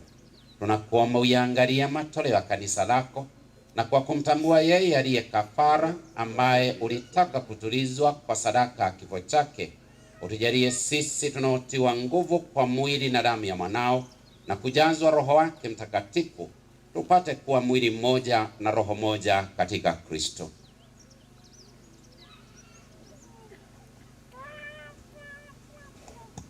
Yeye atufanye sisi tuwe kwako sadaka timilifu ya milele, ili tuweze pata urithi pamoja na wateule wako, kwanza kabisa pamoja na Bikira Maria mwenye heri mama wa Mungu, Mtakatifu Yusufu mume wake huyo Bikira, mtume wako wenye heri na mashahidi wako watukufu, na watakatifu wote ambao tunategemea kupata daima msaada kumbezi yao mbele zako.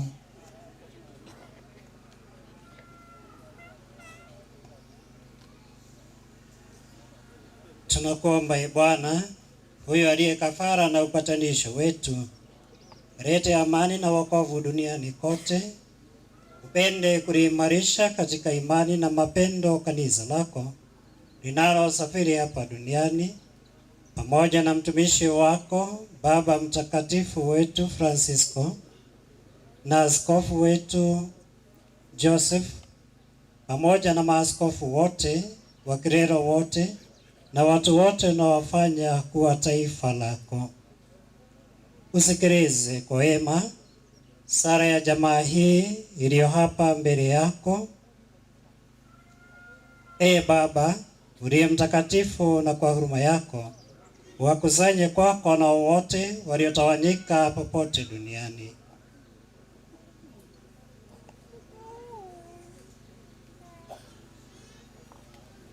Mkumbuke mtumishi wako Lucia Kerubo uliyemwita kwako kutoka dunia hii. Ndiye kwamba yeye ambaye alishirikishwa kifo cha mwanao kwa ubatizo, hali kadhalika ashiriki ufufuko wake, siku ambapo utawafufua wafu katika miili yao kutoka ardhini. Hapo ataufananisha mwili wa unyonge wetu na mwili wa utukufu wake. Iyo wapokee kwa wema katika ufalme wako ndugu zetu marehemu na wote waliaga dunia wakiwa wamekupendeza. Nasi tunatumaini kufika katika ufalme huo, ili pamoja tushibishwe milele kwa utukufu wako.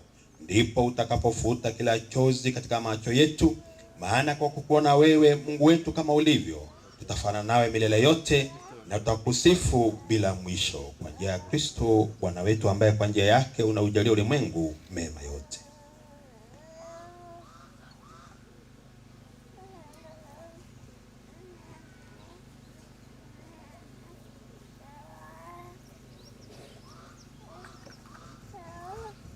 Yake pamoja naye na ndani yake, wewe Mungu Baba Mwenyezi, katika umoja wa Roho Mtakatifu, unapata heshima yote na utukufu milele na milele.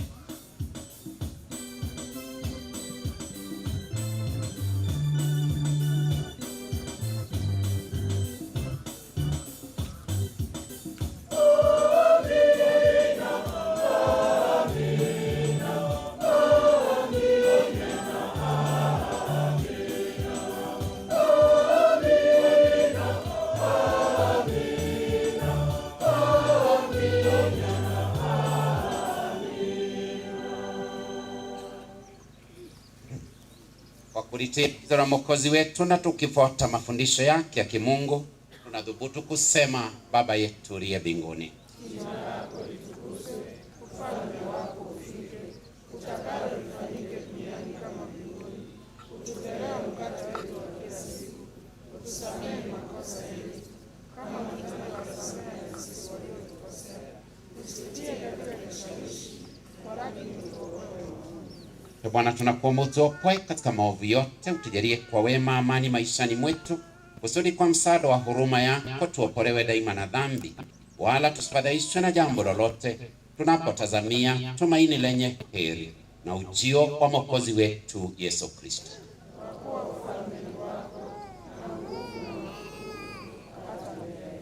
Bwana Yesu Kristo aliwaambia mitume wako, amani na wachieni, amani yangu na wapa. Usizitazame dhambi zetu, ila tu imani ya kanisa lako. Upende kulijalia amani na umoja kama yalivyo mapenzi yako, unaishi na kutawala milele na milele. Amani ya Bwana iwe daima nanyi. Takiane amani ya Kristo.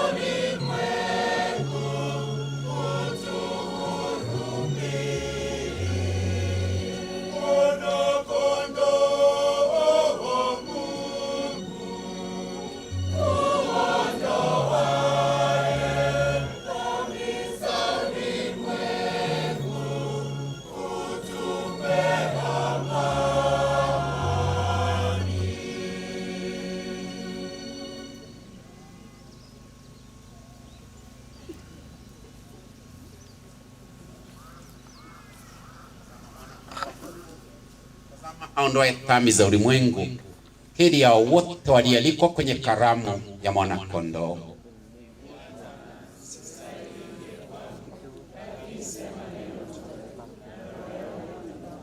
Mwili na damu ya Kristo tulinde tupate uzima wa milele.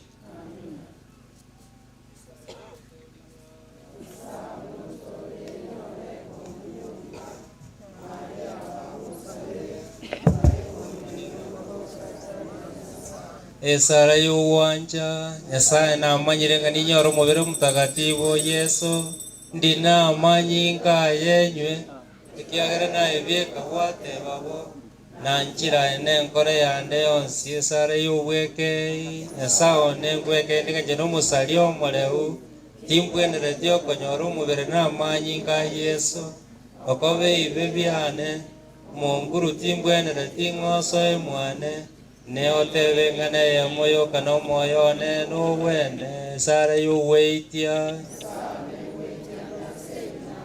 kiagera evya kobeire nae numbya kegima kurubona tinguli gusalinya sao numbiyo kwere mabere sare yu gusasima Yesu nyasao mone none na igora saltali igoro ne turekira sole ngo gusasimande na wanchire ne ngoro yonsi ningolike tino uwekana oicha sende oicho ngonjole bono chagongoro mbia. Basi ni wakati wa kupokea komunio takatifu. Wale ambao wamejiandaa peke yao ndio watachongea. Kuna mapadri wengi pia, utapata katekista wapange pia malaini, lakini wale ambao wamejiandaa peke yao na Wakristo wa Katoliki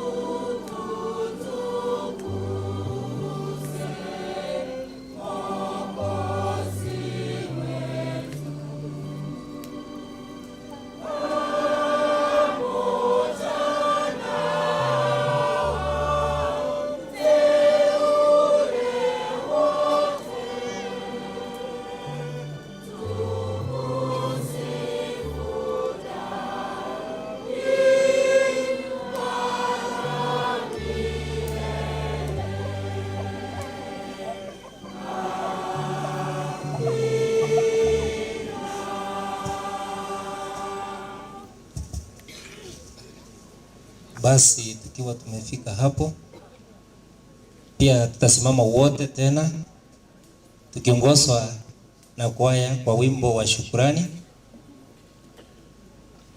Elinde kurwa tumanyogokora. Pia katika mbele mama harusi amewekwa, familia pia mnaomba mufike kwa ajili ya mkono wa prayer.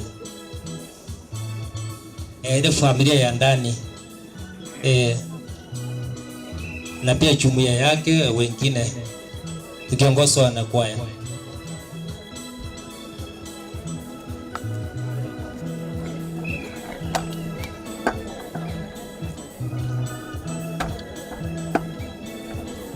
Safari ya mama imekuwa ndefu. Leo ni siku yake ya mwisho.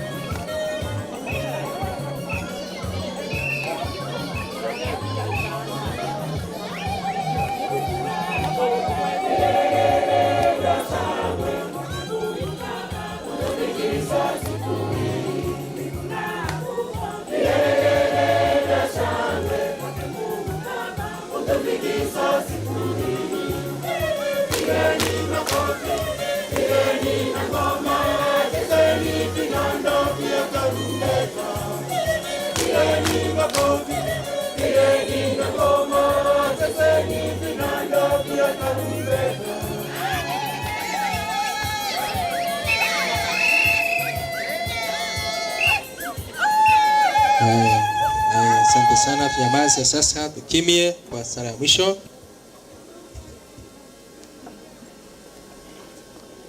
Tuombe. Bwana Mungu, mwanao ametuatia komunio kwamba katika sakramenti ya mwili wake, kwa nguvu ya chakula hiki upende kumjalia dada yetu Rusia Kerubo Mose afike kwenye karamu ya milele ya Kristo, anaishi na kutawala daima na milele. Bwana awe nanyi. Awabariki Mungu Mwenyezi, Baba na Mwana na Roho Mtakatifu. Twende na amani ya Kristo. Ibada ya misa imekwisha. Haya, tuketi kidogo.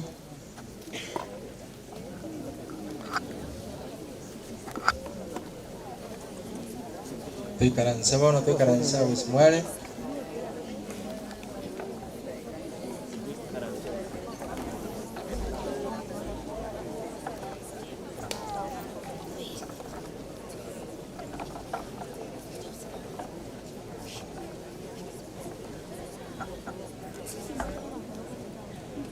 Okay.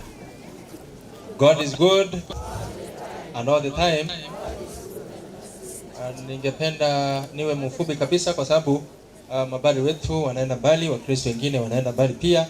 Ningependa tuchukue kama dakika 30 tumalize ile mipango yenye imefuata. Ningeenda direct kwa my sisters na fathers, lakini wame request kwamba kuna wale sisters from Narok msimame hivi muwefu. Wako wapi?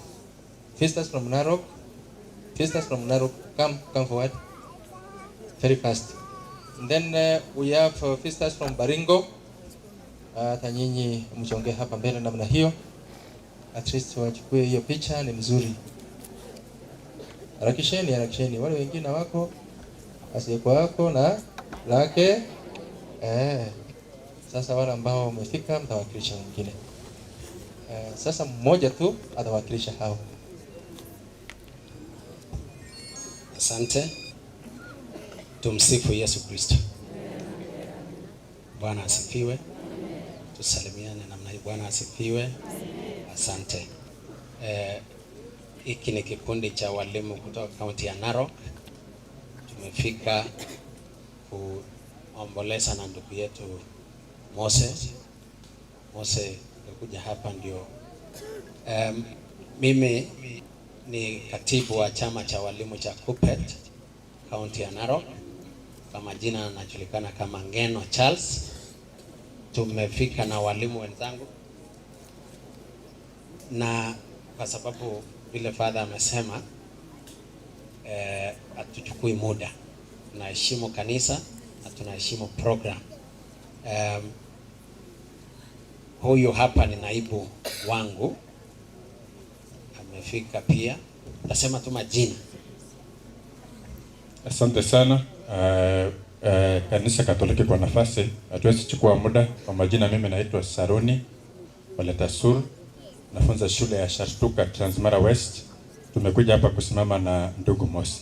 Poleni sana familia na jamii yote. Asante. Bwana Yesu asifiwe. Kwa majina ni Nyaboro Bernard, Seito Ramasha, Gosomenosine, Kupet Welfare. Tumesema kwa familia pole sana. Tumsifu Yesu Kristo. Kwa majina naitwa Phyllis Nyarangi, Seito Musora kwa wasi. Nafunza shule inaitwa Sombore. Tumekuja kufariji ndugu yetu. Kufariji. Mimi ni Moses Joseph. Na mimi ni Oigara Mose, nafunza huko Transmara East, Narok County. Thank you. Asante. Asante. Harakisha basi.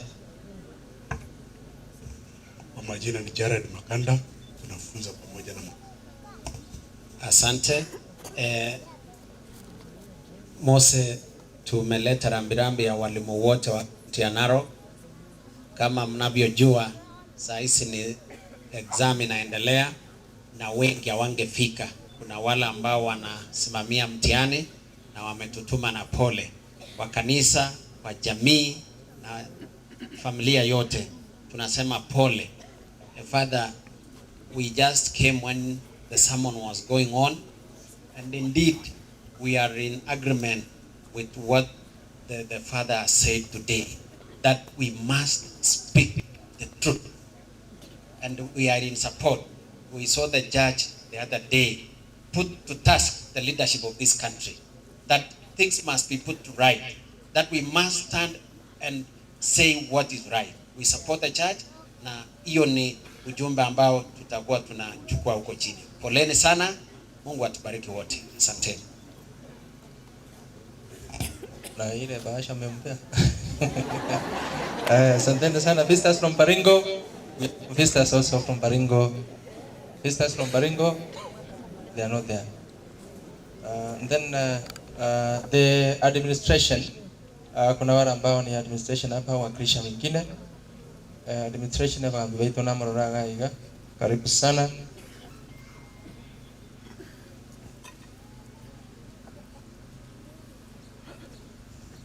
Asante our parish father kwa nafasi. Nami naitwa Paul Nyamwamu, area assistant chief. Nasema kwanza nashukuru mabadili wote wale wametoka Nakuru in solidarity with our own. Wamesimama na father wetu Mose.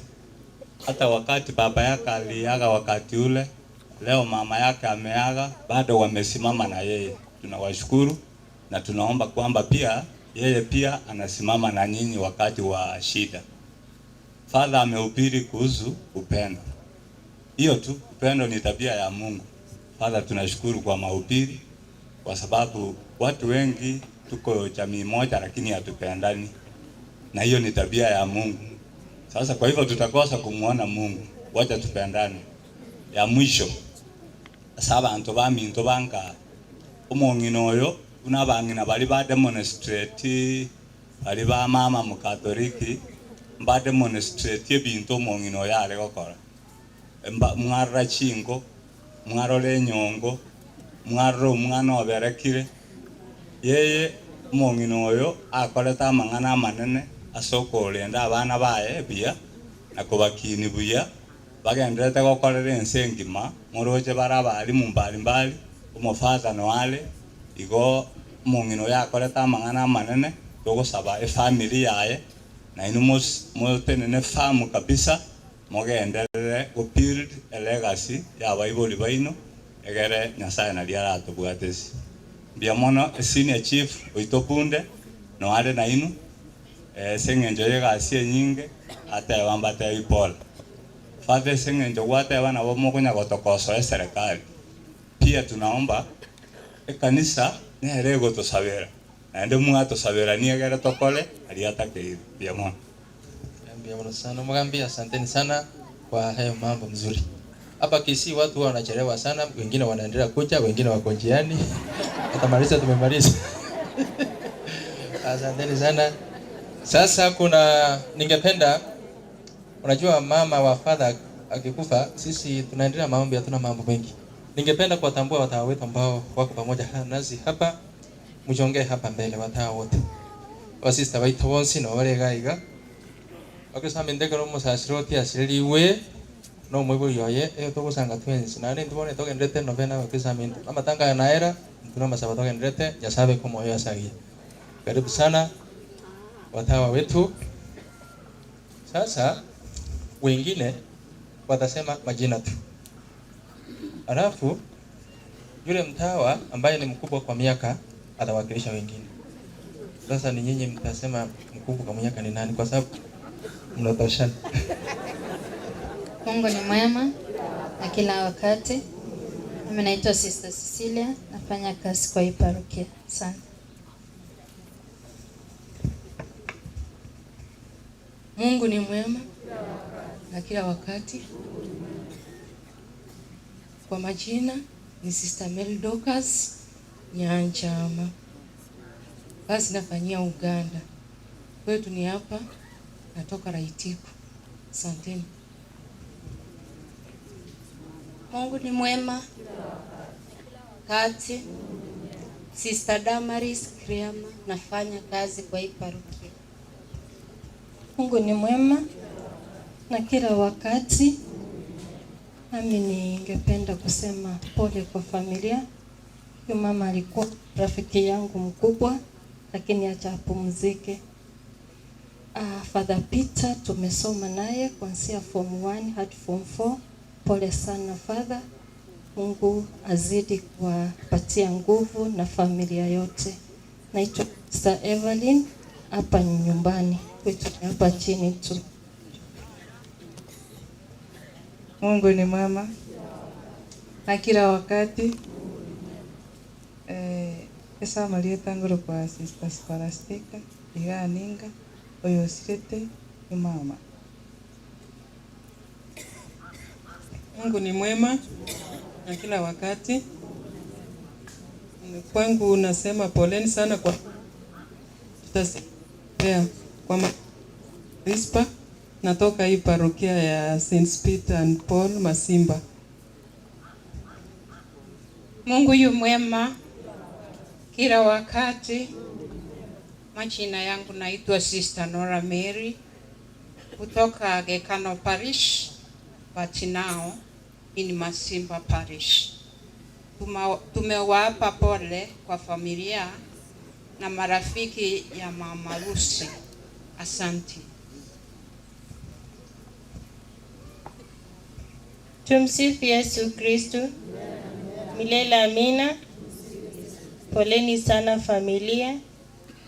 Tasidi pia kuwakumbuka. Kwa majina naitwa Sister Damaris Mora Basweti.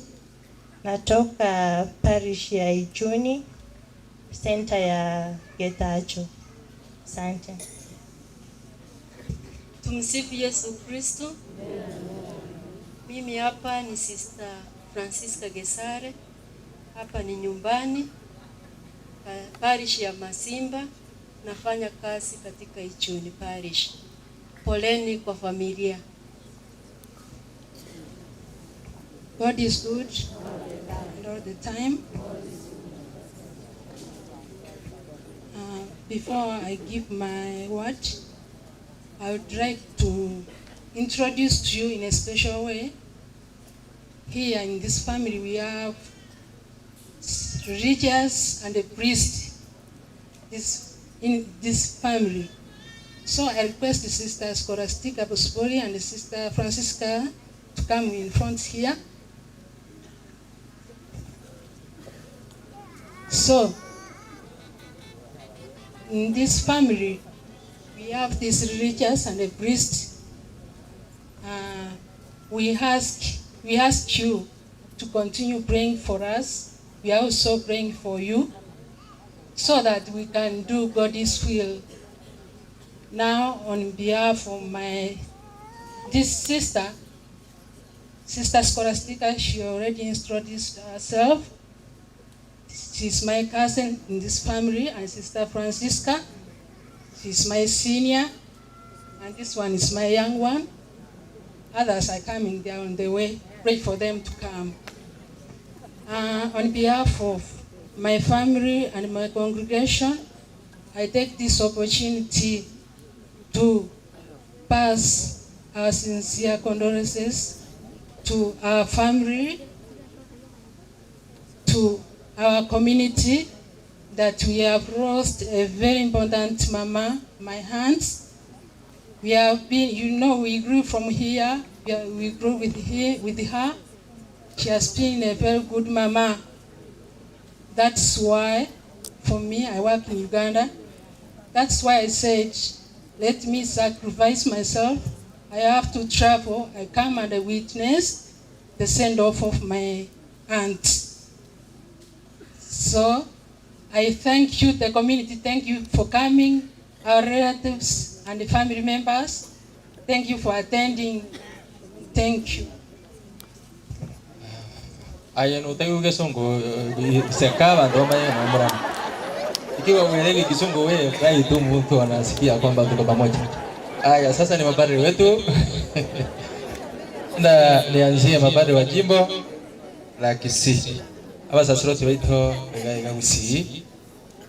Na bange sana baye kacho wote lakini ntubwate meroli menge ntosireri na intero musasiroti to fata Jeremiah Nyakundi mu maiki mugakoria.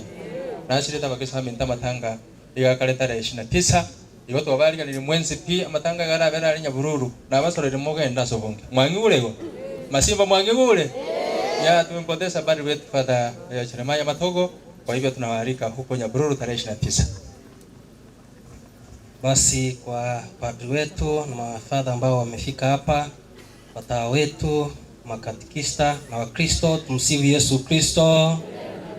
Bwana igana ale musmaeli, tumsifu Yesu Kristo.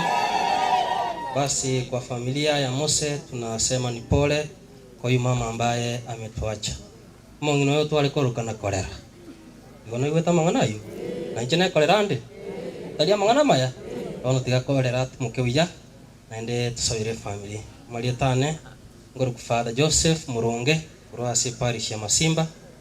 Father Oliosirite Father Mintabate Father Jamaa Matogo ninchi na murendete nande na akwera maokane igo tumusabire atumukaso murembe. Asante. Musifu Yesu Kristo. Asa baba Nyasaye no muya. Nechinga kichonsi. God is good all the time. Injo yuba ate bangoro kufata joto bali motandora ninje. Ninjo linali sibeti mu bere maragoba. Nane ngabata ipole. Wone narangiri kumba kwani mbiya mole. Nasimamia parokia yetu ya Juni. Si mnajua Masimba ni mtoto wa wapi? Wa parokia 3. Nyansiongo na Nyangusu. Kwa hivyo sasa na mimi kabla sijawaalika hawa ndugu zetu kutoka huko Nakuru, mimi ni Father Robert Onyonka. Father Robert Onyonka, baroko wa parokia yetu ya St. Peter and Paul Masimba Parish. Kwa hivyo nawatakia mema na familia nzima tunasema poleni sana kwa kumpoteza huyu mama. Hata sisi kama parokia tumempoteza huyu mama. Wakristo wetu wote tunasema poleni sana. Lakini letu ni kumuombea Mwenyezi Mungu rahimu aiweke roho yake mahali pema. Na msahau yale mambo niliwaambia. Sawa sawa? Sasa ningependa mapadri wetu kutoka na Nakuru, ningependa mmoja ambaye atawaintroduce wote.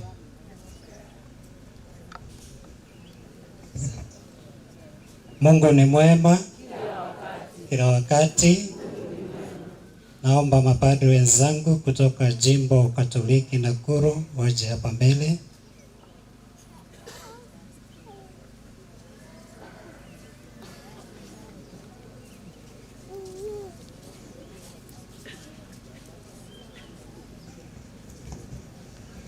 Tumsifu Yesu Kristo. Kwa majina naitwa Padri Sevia Muturi kutoka Jimbo Katoliki la Nakuru. Tumekuja hapa kumwomboleza na hata kumpa mkono wa buriani mama yetu Lucia. Asanteni sana. Tumsifu Yesu Kristo. Amjambo. Basi kwa majina ni Father Francis Mogongumo kutoka jimbo hilo la Nakuru. Nafanya kazi upande wa Eldama Ravine. Na tumekuja hapa kusema pole kwa familia hii na zaidi kumsindikiza mama yetu.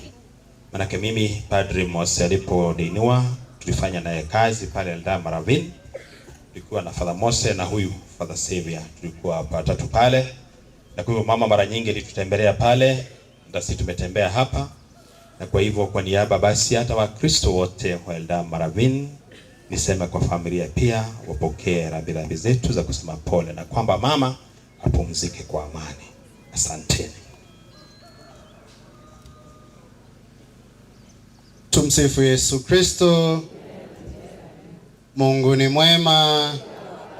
Mbiamule. Na mimi naitwa Padri John Murege Ndongo. kutoka Nakuru. Nafanya kazi katika ofisi ya Baba Askofu nikiwa mratibu wa mawasiliano, yani communications coordinator. Father Peter tulipata upadrisho pamoja mwaka wa 2012 na tangu wakati huo sasa ni miaka 12 ambayo imepita. Kwa hivyo kwangu yeye ni ndugu, na ndio maana tumekuja kumpa mama mkono wa buriani pamoja. Tuendelee kuombeana, tuendelee kuombea familia hii, tuendelee kuombea hata Father Mose ili Mungu aendelee kuwa pamoja nao wote. Asante. Kwa jina langu naitwa Father John Maina. Father John Morige na Father Peter tulitawaza mapadri siku moja, na pia tumetoka parokia moja ya Mtakatifu John Paul II kule Kamora. Kwa hivyo tumekuja kusimama na ndugu yetu na familia yetu, hii familia ya Mama Rusia. Tunawapa pole na tutaendelea kuwashikilia katika maombi yetu. Mungu awabariki.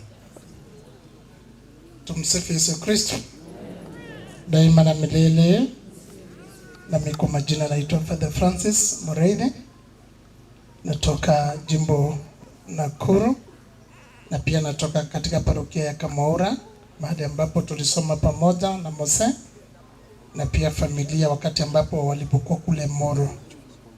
Nasema pole, na tunasema kwamba Mwenyezi Mungu azidi kuwaponya na tuzidi kukubali yale ambayo yametokea, na katika kukubali pia Kristo atazidi kuponya jeraha ambalo tumepata.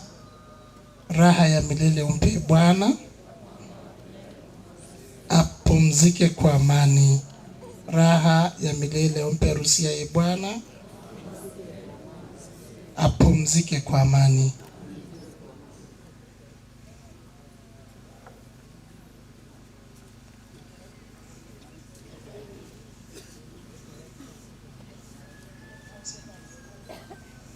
Mungu ni mwema. Tumsifu Yesu Kristo. Kwa majina naitwa Father George Monyaka. Nafanya kazi kanisa kuu ya Nakuru Kristo Mfalme, na nilikuja hapa pamoja na mapadri wenzangu tukimwakilisha Baba Askofu ambaye alitaka sana kuja hapa, lakini kwa sababu ya shughuli nyingine akanieleza tuandamane na hawa mapadri tusimame na ndugu yetu Padri Mose. Wakati ambapo tulikuwa tunakuja njiani, kama tumepita Sotik, tuliona mbwa, na mbwa ambaye alikuwa akikimbia kando ya barabara. Na huyo mbwa, kwa sababu tulikuwa tumeenda mwendo wa kasi, alikuwa hata yamekimbia sana. Sasa tukadhani ya kwamba pengine anataka tumpe lift. Kwa hivyo tukapunguza mwendo. Baadaye baada ya mbwa apunguze mwendo, yeye aliendelea tu kukimbia. Tukajua kwamba mbwa hakuwa akiomba lift. Lakini yule mbwa baadaye alipita, akavuka barabara, na katikati mwa barabara kulikuwa na mzoga. Kumbe mbwa alikuwa amekimbia aokote mzoga. Alipokota mzoga, mbio ikaisha, kaenda kando, na mbwa akalala, akaanza kujishibisha kwa mzoga. Nikawa najiuliza, niambie kama yule mbwa pengine hatungepunguza mwendo, awe anavuka, yule mbwa angekufa kwa sababu ya mzoga. Na nikajiuliza, sisi wanadamu tunakimbiza mizoga aina ngapi? Na hiyo ndiyo mizoga ambayo tumeambiwa leo tuweze kuiachilia. Acha kukimbizana na mzoga, mzoga hautakusaidia. Acheni tukimbizane na Yesu, tumvae Yesu, ili tunapoishi na Yesu mbinguni tutakutana. Huu ndio ujumbe ambao baba askofu alitupa, kwamba tukija tuambie achaneni na mizoga, kwa sababu hata nimesikia father akitaja na akasema, mkumbushe mwenzako achana na uchawi, achana na uchoyo, acha masengenyo, acha vita ambazo hazina maana. Wajua watu wanang'ang'ania vitu za hii dunia, na hizi vitu tutaziacha hapa. Waweza kuta mzazi kama huyu ama wazazi kama hawa wameondoka na familia ikose kushikana kwa sababu ya kile ambacho wazazi waliacha. Tunawaambia tu ya kwamba tusisumbuliwe na vitu za hii dunia, tutazame kile ambacho tumewekewa katika uzima wa milele. Na mkikumbuka wale ambao tulisoma somo la kwanza na hata tumesoma hapa cha kitabu cha nabii Danieli mlango wa 12, tuliambiwa kwamba wale wote ambao wamelala katika mavumbi watakapoinuliwa kutoka kwenye makaburi, mambo yatakuwa mawili: wale ambao watashirikishwa kwenye uzima wa milele na wale ambao watashiriki katika dharau la milele. Dharau, hakuna mtu anataka kudharauliwa. Sisi sote tungependa kupendwa, nasi tuweze kuwapenda wenzetu. Tujiepushe na dharau hilo la milele. Wakati wa marekebisho ni sasa. Unajua kuna huyu jamaa, naomba hii sitasema ingine kwa sababu hii si kutumwa na askofu, ni mimi nimejituma. Kuna jamaa ambaye alitumiwa malaika wa kifo. Na huyo malaika wa kifo alipotumwa akawa amepewa orodha ya watu, kama vile ambavyo katika ile orodha jina la Rusia lilikuwepo. Malaika wa kifo alipofika kwa ule mtu akamwambia, nimetumwa na Mungu kwa sababu Mungu yuasema kwamba mwisho wako umefika. Yule jamaa alikuwa anaitwa John Kiambati. Na basi kaambiwa, nimeambiwa nije nikuchukue. Na akasema tamaduni za Kiafrika haufiki na kuanza kutoa maneno. Unafika kwanza unatunzwa, baada ya kutunzwa umepumzika, umekula, umekunywa na umeshiba, baadaye ndio unaachilia maneno. Si ndio? Hata kikwenu nina uhakika mnasema hivyo. Kwa hivyo hata huyu alisema hivyo, na akaambia malaika wa kifo, tulia kwanza, angalau ule unywe, baadaye utanipa ujumbe huo. Na akasema kama Waswahili wanavyosema, akili ni nywele na kila mtu ana zake. Alipokuwa anatayarisha kikombe cha chai cha kumtunza mgeni wake, aliweka madawa ili huyu mgeni alale akisha kunywa ile chai. Na kweli malaika alipokunywa ile chai alipatwa na usingizi, kasinzia na akalala. John Kiambati akachukua ile orodha, akaangalia yale majina, jina lake limeanza. Bahati nzuri ama mbaya, kule mwisho kabisa kulikuwa na Kiambati mwingine, lakini alikuwa anafahamika kama Joseph. Akachukua raba akafuta John juu na akafuta Joseph kule chini, kapeleka John chini na Joseph akamleta juu. Na basi akatulia. Malaika baada ya masaa mawili aliamka na akasema kwamba nimeongea na Mungu, na Mungu ameniambia wewe ni mtu mzuri sana. Hivyo ameniambia kwamba nisianze majina haya kuambatana na orodha ilivyoandikwa, nisianze juu, nianze chini. Kwa hivyo kule juu ni nani alikuwa naongoza? Sasa ni Joseph. Na kule chini nani alikuwa mwisho? Ni John. John alikuwa nani? Yeye. Kwa hivyo Mungu amemwambia aanze chini kuliko kuanza juu. Nataka kuambia hatuwezi tukapiga kifo chenga. Kikiwadia kimewadia. Jitayarishe kwa sababu hatujui siku wala saa. Raha ya milele umpe Rusia, Bwana. Apumzike kwa amani. raha ya milele umpe Rusia Kerubo, Bwana apumzike kwa amani. Mungu awabariki. Asanteni sana mabari wetu, hasa Monzinyo Fika Jenerali wetu George ambaye amekuja kuwakilisha askofu mkuu pamoja na mabari wote. Si ni vizuri? Na hata sisi tumewakilisha jimbo letu kwa sababu mabari wetu wako hapa na watawa wote. Asanteni sana.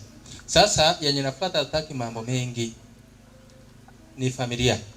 Alafu tukimaliza familia, kuna ule mchango kidogo kwa ajili ya kusaidia familia. Alafu vote of thanks. Mambo ya eulogy tutasoma kwa sababu mko na hiyo makaratasi. Haya, familia, ningependa sasa mjiongee hapa mbele. Familia yote kabisa. Familia yote. Familia yonse tangu mwachile bono ndigirire pia njugoja. Njugoja gaiga. Njugoja familia yonse bachikororia bonse pin njugoja ga. Familia yote tunaomba muje hapa mbele.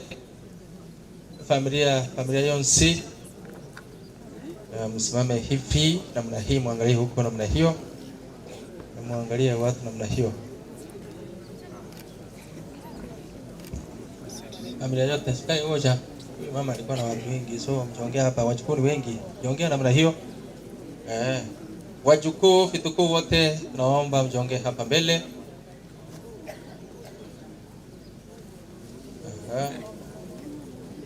Wajukuu wote ningependa sasa mjongee mbele, wale watoto wa marehemu nyuma. Abajukuru wonsi mutuga iga abana ba marehemu maya. Wajukuu wote na vitukuu wote mbele namna hiyo. Wajukuu wote namna hiyo. Very good. Very good. Haya. Sasa ningependa yule mjukuu mkubwa wa Frana ni nani? Mjukuu mkubwa wa Frana. Ana mjukuu mkubwa wa wasichana ni nani? Wasichana? Wewe ni msichana? Haya. Okay, sasa wewe utawakilisha wajukuu wote. Tumsifu Yesu Kristo. Tumsifu tena. Nashukuru Mungu kwa sababu ya shosho aliweza kumpumzisha, na yote tunamwachia Mungu. Kwa hivyo nawapea na washukuru kwa sababu kwa kazi yote ambayo mmefanya. Karibuni, hapa ndio nyumbani. Asante. Kwa majina naitwa Timothy Mose. Thank you. Asanteni sana wachukuu wote. Na msichana ni nani mkubwa wa msichana? Mchukuu mkubwa msichana nani? Ndio huyo. Praise the Lord. Bwana asifiwe tena. Kwa majina naitwa Thabi. Tumekuja kusema pole, sina mengi. Barikiwa. Haya, wajukuu wote muende mketi namna hiyo. Asanteni sana, pole sana kwa kumpoteza huyu mama yenu. Sasa abana banyabukira yangu pana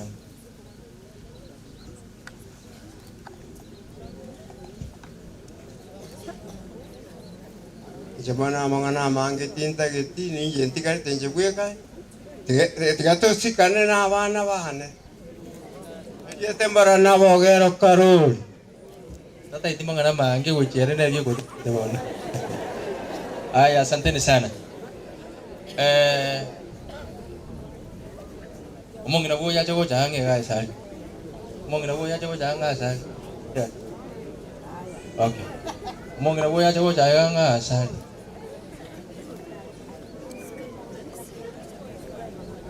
Joja.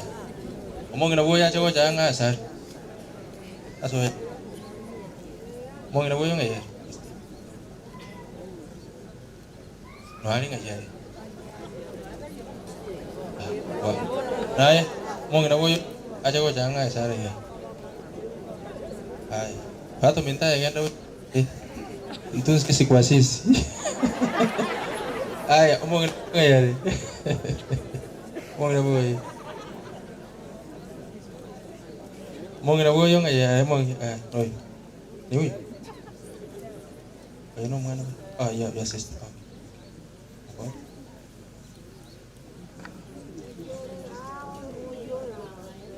Okay. No, yuko yung ayar. Yung ayar. Okay. Sasa hatuna mingi.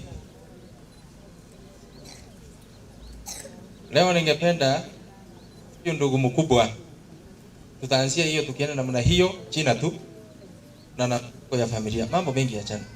Sawa sawa, ile ndio kwa moyo. Hivyo hivyo tukienda namna hiyo tutajua kwa rafati.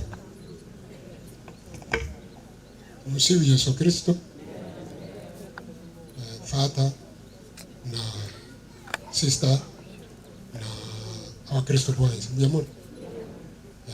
Kwa hilo nilikuja ase uza kutoka pole ande moko gana mwenda bwi ile talia nengoro ku Samuel Mose ya maje Karoli ninche omone na umucho. Bwana Yesu asifiwe. Asifiwe tena. Na wasalimia wote katika jina la Yesu. Amjambo. Pole sana kwa mama ametuacha. Pole mama.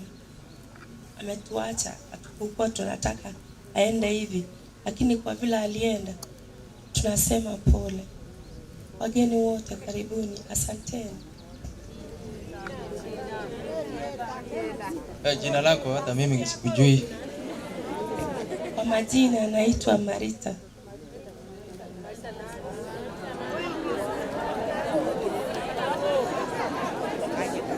Mose. Anaitwa Marita Mose na umlete kanisani Sunday ili tujue mambo ya.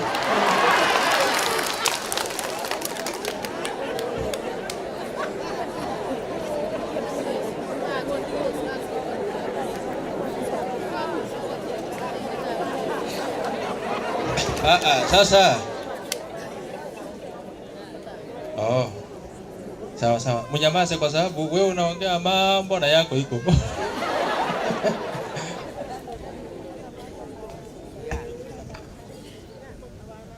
Asa Marieta ngoro kwa Paulo Nyamoya Mose ase familia ende namba Kianda. Marieta ne falini ke mtu. Ni Josephat number 5.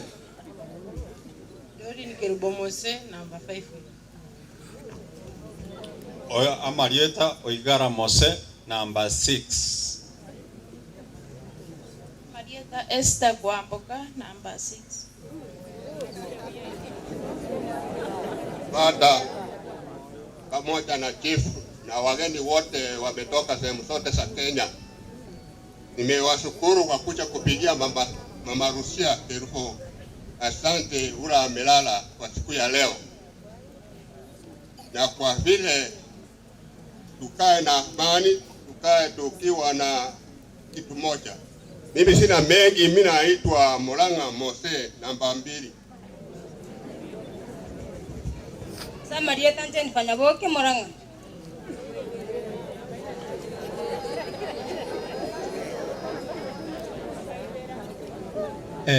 Kwa majina ni Mayaka Mose Dennis. Napenda kuwarudishia shukrani nyote mliofika hapa. And what you should know is matters never die. They only shine above the sky welcoming their lovers. So don't forget matters don't die.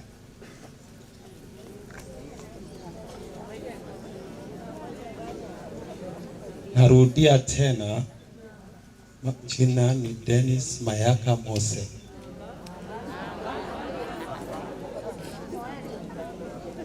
Mimi ndio mkubwa kwa vijana katika udogo.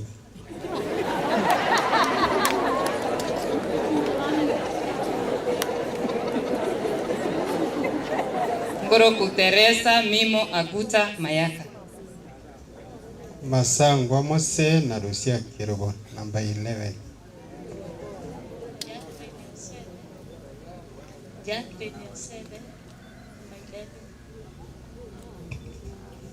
Irene Nyaboke, Umari, number 3. Josephine Nyamoida, number 8.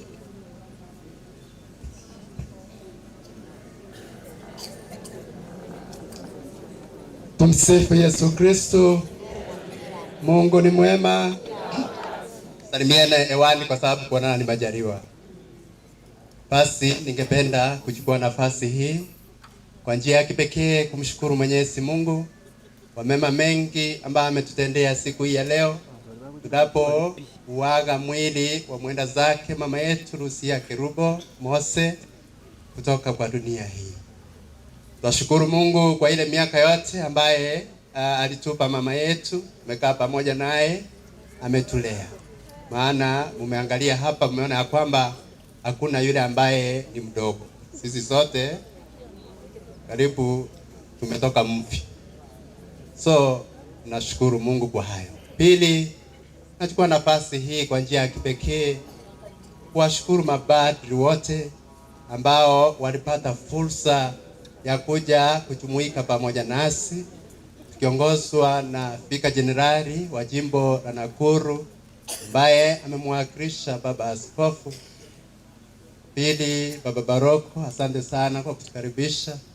Na mapadri wote, sitaweza kushukuru kila mmoja, lakini pokeeni shukrani zetu kwa maana muliwacha shughuli nyingi ili mkuje mjumuike pamoja nasi. Mungu awabariki. Hawa siwezi kuwasahau kwa sababu pia mmefika mweze kujumuika na familia yetu. Muomboleze pamoja nasi, tupe pole zenyu, pate kutufariji ili Mungu apate kutusimamisha na kutupa nguvu tunapomuaga mama yetu. Mungu awabariki. Wageni wote, wageni wametoka katika jimbo la Nakuru, naomba tumsimame mwepo. Jimbo la Nakuru oye! Jimbo la Nakuru oye! Tuko ama tuko? Mungu awabariki sana. Kuna wale walitoka jimbo la Baringo waliogopa kusimama. Sio jimbo lakini Baringo County. Oye Baringo County! Asanteni sana. Mungu awabariki sana. So mimi ni kushukuru kila mmoja aliye hapa. Sitaweza kushukuru kila mmoja kwa jina, wakubwa kwa wadogo. Siwezi hata kuwaita kwa majina. Vile ambavyo mmekuja kwa ajili ya kumsindikiza mama yetu. Kwa kweli wingi huu, umati huu wa watu umekuja kwa sababu ya wema ambao mama yetu alikuwa nao. Mungu awabariki. Ni mengi ambayo Father amenena katika mahubiri. Hata Spika Jenerali akatuambia kwamba kile ambacho kimebaki ni mimi na wewe tujiulize, mimi nitakapoaga watu watakuja namna hii?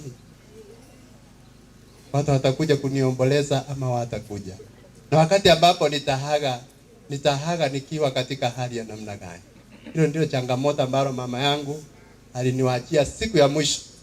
Nakumbuka akifa kwa mikono yangu, alisa swali moja: Padri, njia ya kwenda mbinguni ni nyembamba ama ni pana? Mimi nimekaa na mama yangu tangu akuwe mgonjwa mpaka dakika ya mwisho. Aliaga nikiwa na yeye.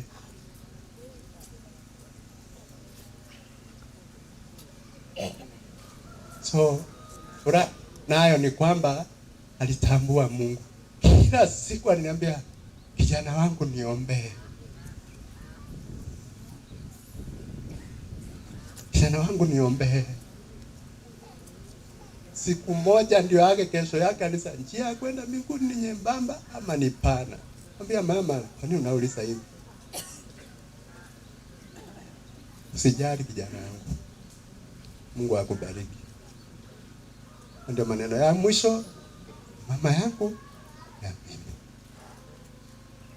So kwa niaba yake, sababu sasa hawezi kuzungumza, kwa niaba yake nashukuru kila mmoja wenu ambaye amekuja kumwaga. Mungu awabariki, Mungu awalinde, na zaidi sisi zote Mungu atuweke katika upendo, tupendane. Mama alitamani sana, kumbuka sana baroko wake Father Robert, aliimba sana. Father Robert anaweza kuja niombe. Sana mwisho akiondoka alisema wewe ndio utazika yeye. So ukienda pale kwa kaburi, unene yako na yeye ya mwisho kumwekea mchanga. Sitamani sana kukuona, lakini hangeweza kwa sababu ya ile hali ambayo alikuwa. Sitaki kunena mengi. Wageni wote mtakaporudi, Mungu awabariki, awaongoze katika safari yenu, mfike salama. Kila mmoja turudi salama. Tukifika salama, tumshukuru Mungu. Kwa niaba ya familia ya Mose Rusia Kerubo Telet na John Mose Telet, na washukuru na nawatakia safari njema. Mimi ni Father Mose, fanya kazi katika jimbo la Nakuru. Pole. Wakisomba ya mole. Unajua father akimpoteza mzazi, and we are very much attached na wazazi wetu. Hata mimi niko na mama huko nyumbani, lakini pia simu nasikia vizuri namna hiyo. Tupende wazazi wetu. Huwa tunapenda wazazi wetu. Hata father mwenyewe ile pesa ametumia kwa ajili ya huyu mama ni pesa nyingi, kwa sababu vile huyu mama alianza safari ya ugonjwa, waliniita hapa kwa familia, tukafanya maombi. Father ameshughulika sana na familia nzima. Asanteni sana kwa hiyo kazi njema. Mwenyezi Mungu azidi kuwabariki. Mnaona akilia ni uchungu wa mzazi. Wakristo mjamole. Bororombo wangu. Mate kora gendoki. Lakini tutabasa vile Father obole mu. Tuachira matanga mange tokole mia bantu ona ere rongo te irema. Rema sengenjo ono no intro odrocha. Sawa sawa. Lakini la maana Father ameongera mwisho, upendo uzambae katika familia yao. Tuweze kuwa na amani, tuweze kuwa na umoja. Wale watoto wote katika familia hii, wazazi wote wametoka sasa. Sasa la maana ni kushikama, muwe na umoja katika maisha yenu. Muweze kuwa na maongezi mema katika maisha yenu ili familia yenu isidi kuna wili. Yule ndugu mkubwa, weka watu wote wa familia yenu pamoja. Uwe kiongozi mwema na hiyo familia yenu itasidi kuna wili, itasidi kusonga mbele.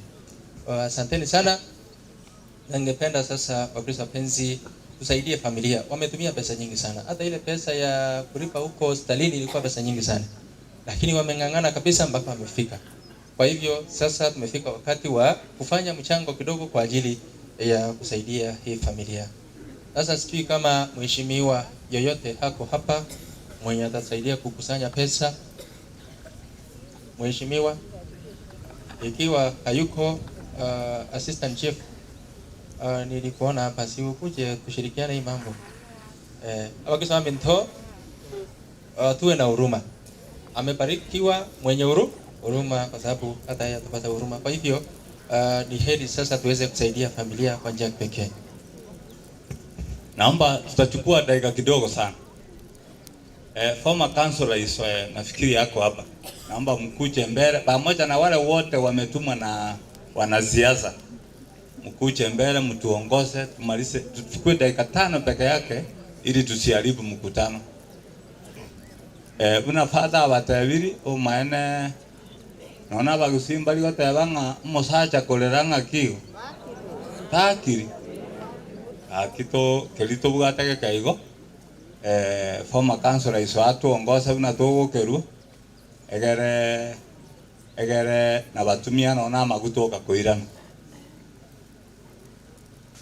Basi mono chifu silibaga bono chinga kichi kuna moigure tigango tororeri yanda itanga ninte bya bachukuru bali bane pole naende omorembe kero fatara aguga na basista bali bara bachukuru bane chisara muto ucheri asenge muchi wo mongina Rusia ogendere kusibuka na Mose isani elinga yere egere na sawa. ono abagaka mwesi pi asemule abagaka mwesi pi asemule abana nande bande bonse batomire mojeri. Sasa anasema akina baba wote ndio tunaanzia, kwa sababu kuna wengine hawaelewi Kisii. Kuna akina baba wote onde wense kurukumo gaka simama namna hiyo, mondo onde wense kurukumo gaka simama namna hiyo, mugaka onde wense tokwa dikende muguko isa ire sara yo gutumuka jugocha tokola ngo bwango jugocha abagaka bonse kina baba wote kusimama hapa mzee, simama hapa hivi. Nataka wazee wote wasimame namna hiyo, kwa sababu ikiwa kuna mahali ya kusaidia ni leo. Simama hapo namna hiyo. Akina baba wote msimame. Sasa wewe mwenye umeketi na wewe ni papa, je, huu ni ungwana kweli? Akina baba wote bako ulio begete gobia akalo tole mesa okorusia gobia tariko uya tariko ugeuzi. Njugocha bagaka bali bonse pi njugocha. Akina baba wote tunaomba mjonge hapa mbele. Tusaidie hii familia kwa sababu watumia pesa nyingi sana, tunastahili at least tuwape support kidogo. Akina wote baba mzee. Sasa wapema wapeane namba mtapeana namba moja. Catechist moja aenda andika familia mahali watatuma kitu. Akina baba wote anayeko kunyarekana ocheneli noti Sinjugo cha bagaka mo sinjugo changa kimono mwakiri nyayo. Baka bali wali rugora ali bagaka bali mona oli okwisa somo te naye narangiria yi. Njuze. Abaka mo sipinchu bagaka mo sipia bagina bali baga kina baba wote. Haya tunaanza sasa. Haya asanteni sana aspirant. Utaongea baadaye wewe. Asante sana barikiwa. Akina baba wote tufanye namna hiyo. Abagaka bali mote nene barali aye naye njoo cha asante sana mwalimu, bariki sana. Akina baba wote mjonge hapa mbele ayo mwako lile tendeo se roho ebali noti abesiri kireta gocha ligoli lya gure njugocha baka bali ya bonsi ete yero namba ya simu nere elia mwale ngotwa Namba ya simu 07 28 23 and 27 48 68. Nitarudia 07 28 27 48 68. Jina inaleta Samuel.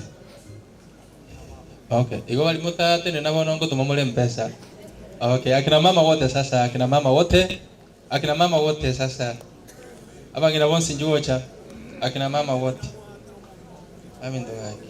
Naye kwa rukende samatanga. Kima abona makala to busoku mpaka bona baji kutangaza na kurunga turuwe tikenge. Njuocha kende yonse kekero. Akina mama wote. Huyu ameanza. Wewe simama hapo hivi. Wewe utasimama hapo hivyo. Watakufuata nyuma wote. Ndio hawa sasa wameanza kuja. Haya, namna hiyo akina mama wote. Ona yo minute saruni ikaranze te. Angona wacha.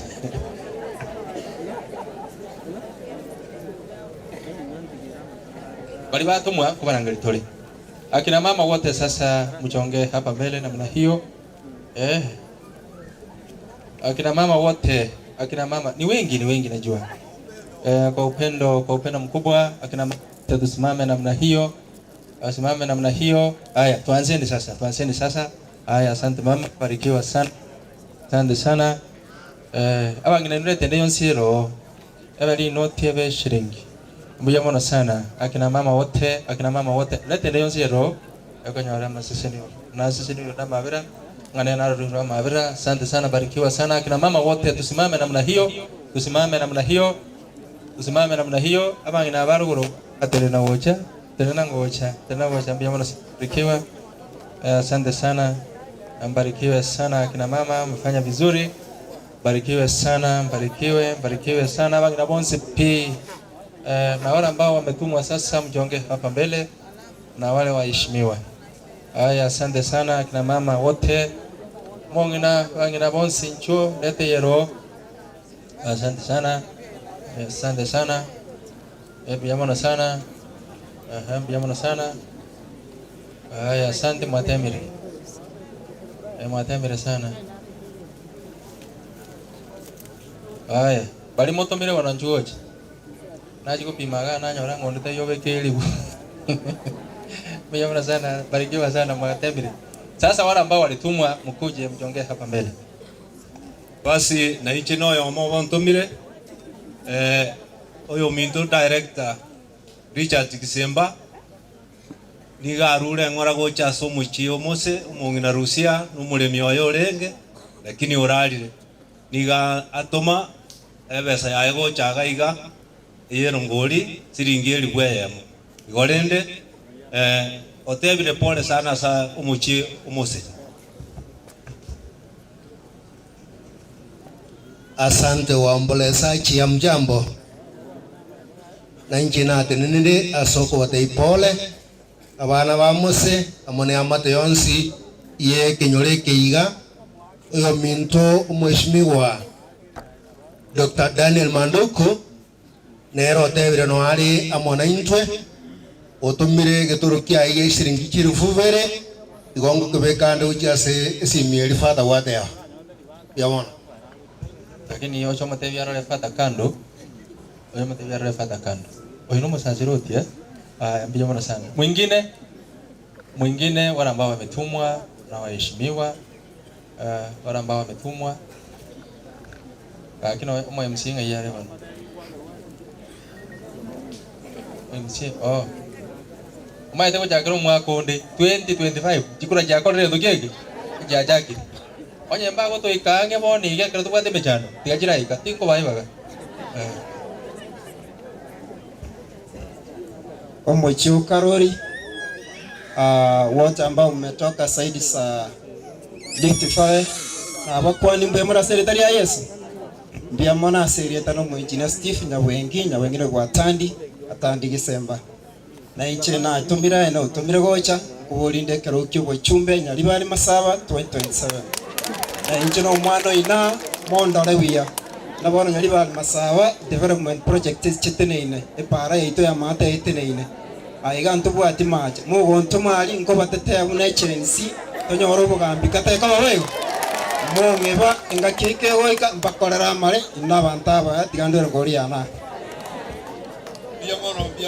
biamono rulero ngoli ya enere biamono sana abantu abana na abakwani biamole. Asante na tunasema kwa familia. Kwa majina mimi naitwa Pastor Kenyansa. Father hapa ndio nyumbani. Kwangu ndio hapo. Kuna mtoto wetu hapa Amerika anaitwa Wycliffe Nyamachogoti. Nilimwambia nyanyako amefariki. Akatuma 3000. Ndio hizi siko hapa kwa mkono na siweka hapa ndani. La pili, vile huyu kijana amesema tujitayarisha 2027 maana Matiang'i ametangaza anasimama president. Kwa hivyo muwe tayari na kila mtu awe na kadi, sababu tunataka kwamba mabadiliko yawe ngozi mwema. Asante, Mungu awabariki. Father, asante. Huyu pastor ni pastor mzuri sana. Ngoja kukubatiza. Mbona umo pastor? Ngoja kukubatiza. Pastor tisa ukuje kata kisime. Asante sana Father. I hope now we have finished everything. Tutaenda huko.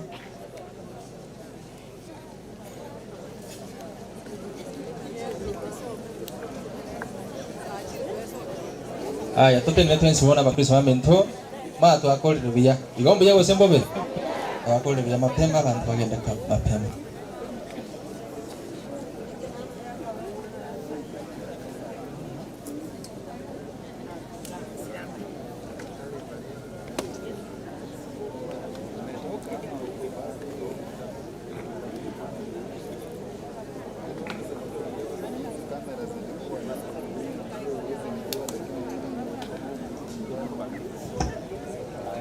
leo tunamsindikiza dada yetu Rusia Kerubo Mose katika safari yake ya mwisho hapa duniani.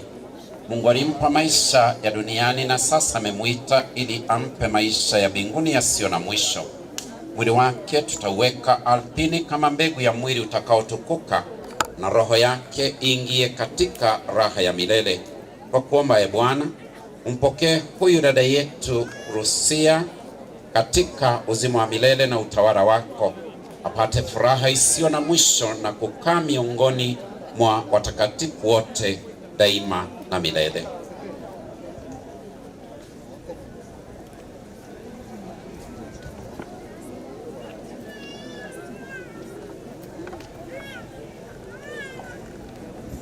Baba yetu uliye mbinguni, jina lako litukuzwe, ufalme wako ufike, utakalo lifanyike duniani kama mbinguni. Utupe leo mkate wetu wa kila siku, utusamehe makosa yetu kama tunavyosamehe na sisi waliotukosea, usitutie katika kishawishi, walakini utuokoe maovuni. Amina. Salamu Maria, umejaa neema, Bwana yu nawe. Ubarikiwa kuliko wanawake wote, na Yesu mzao wa tumbo lako mbarikiwa. Maria mtakatifu, mama wa Mungu, tuombee sisi wakosefu, sasa na saa ya kufa kwetu. Amina. Sasa tumpeleke dada yetu makaburini, twatumaini kuwa siku moja tutakutana naye katika uzima mpya. Haya Wakristo, ndio tutaanza safari. Wale ambao walikuwa wanatusaidia kubeba mwili, tafadhali mjongee hapa mbele. Wale wangu tokonya kubulimo biracho cha aba sasroti bonsi, aba sister bonsi, watawa wote na mabadri wote. Badri wetu Father Peter Mose ametualika kwa nyumba yake hapa, na tukimaliza kutoka hapo pia nawalika, kuna kitabu cha wageni huko kwa parish Masimba. Asante sana. Wale wangu tokonya kubulimo birenga ibali, abantu weke nyoronga ibali bono gusa. Wale watu wale wangu tokonya nchubo no mwenzi ga bali weke nyoronga motokonya kubulimo bere akirene mwagenda iga. Bali weke nyoro nchubo cha nayo nabe kwa ya bono mrochi iga igarende. Utagocha gocha. Bali weke nyoro nchubo motokonya kubulimo bere. Abana bali ba PMC tobogolia maugalia. Bali be familia bogolia mauga. Tubebe ile maua, beba hiyo maua, beba hiyo taa. Usita hiyo PMC, beba hii. Taa, toa hapo. Hiyo maua toa. Wangine wale tokonya kubulia maua alia.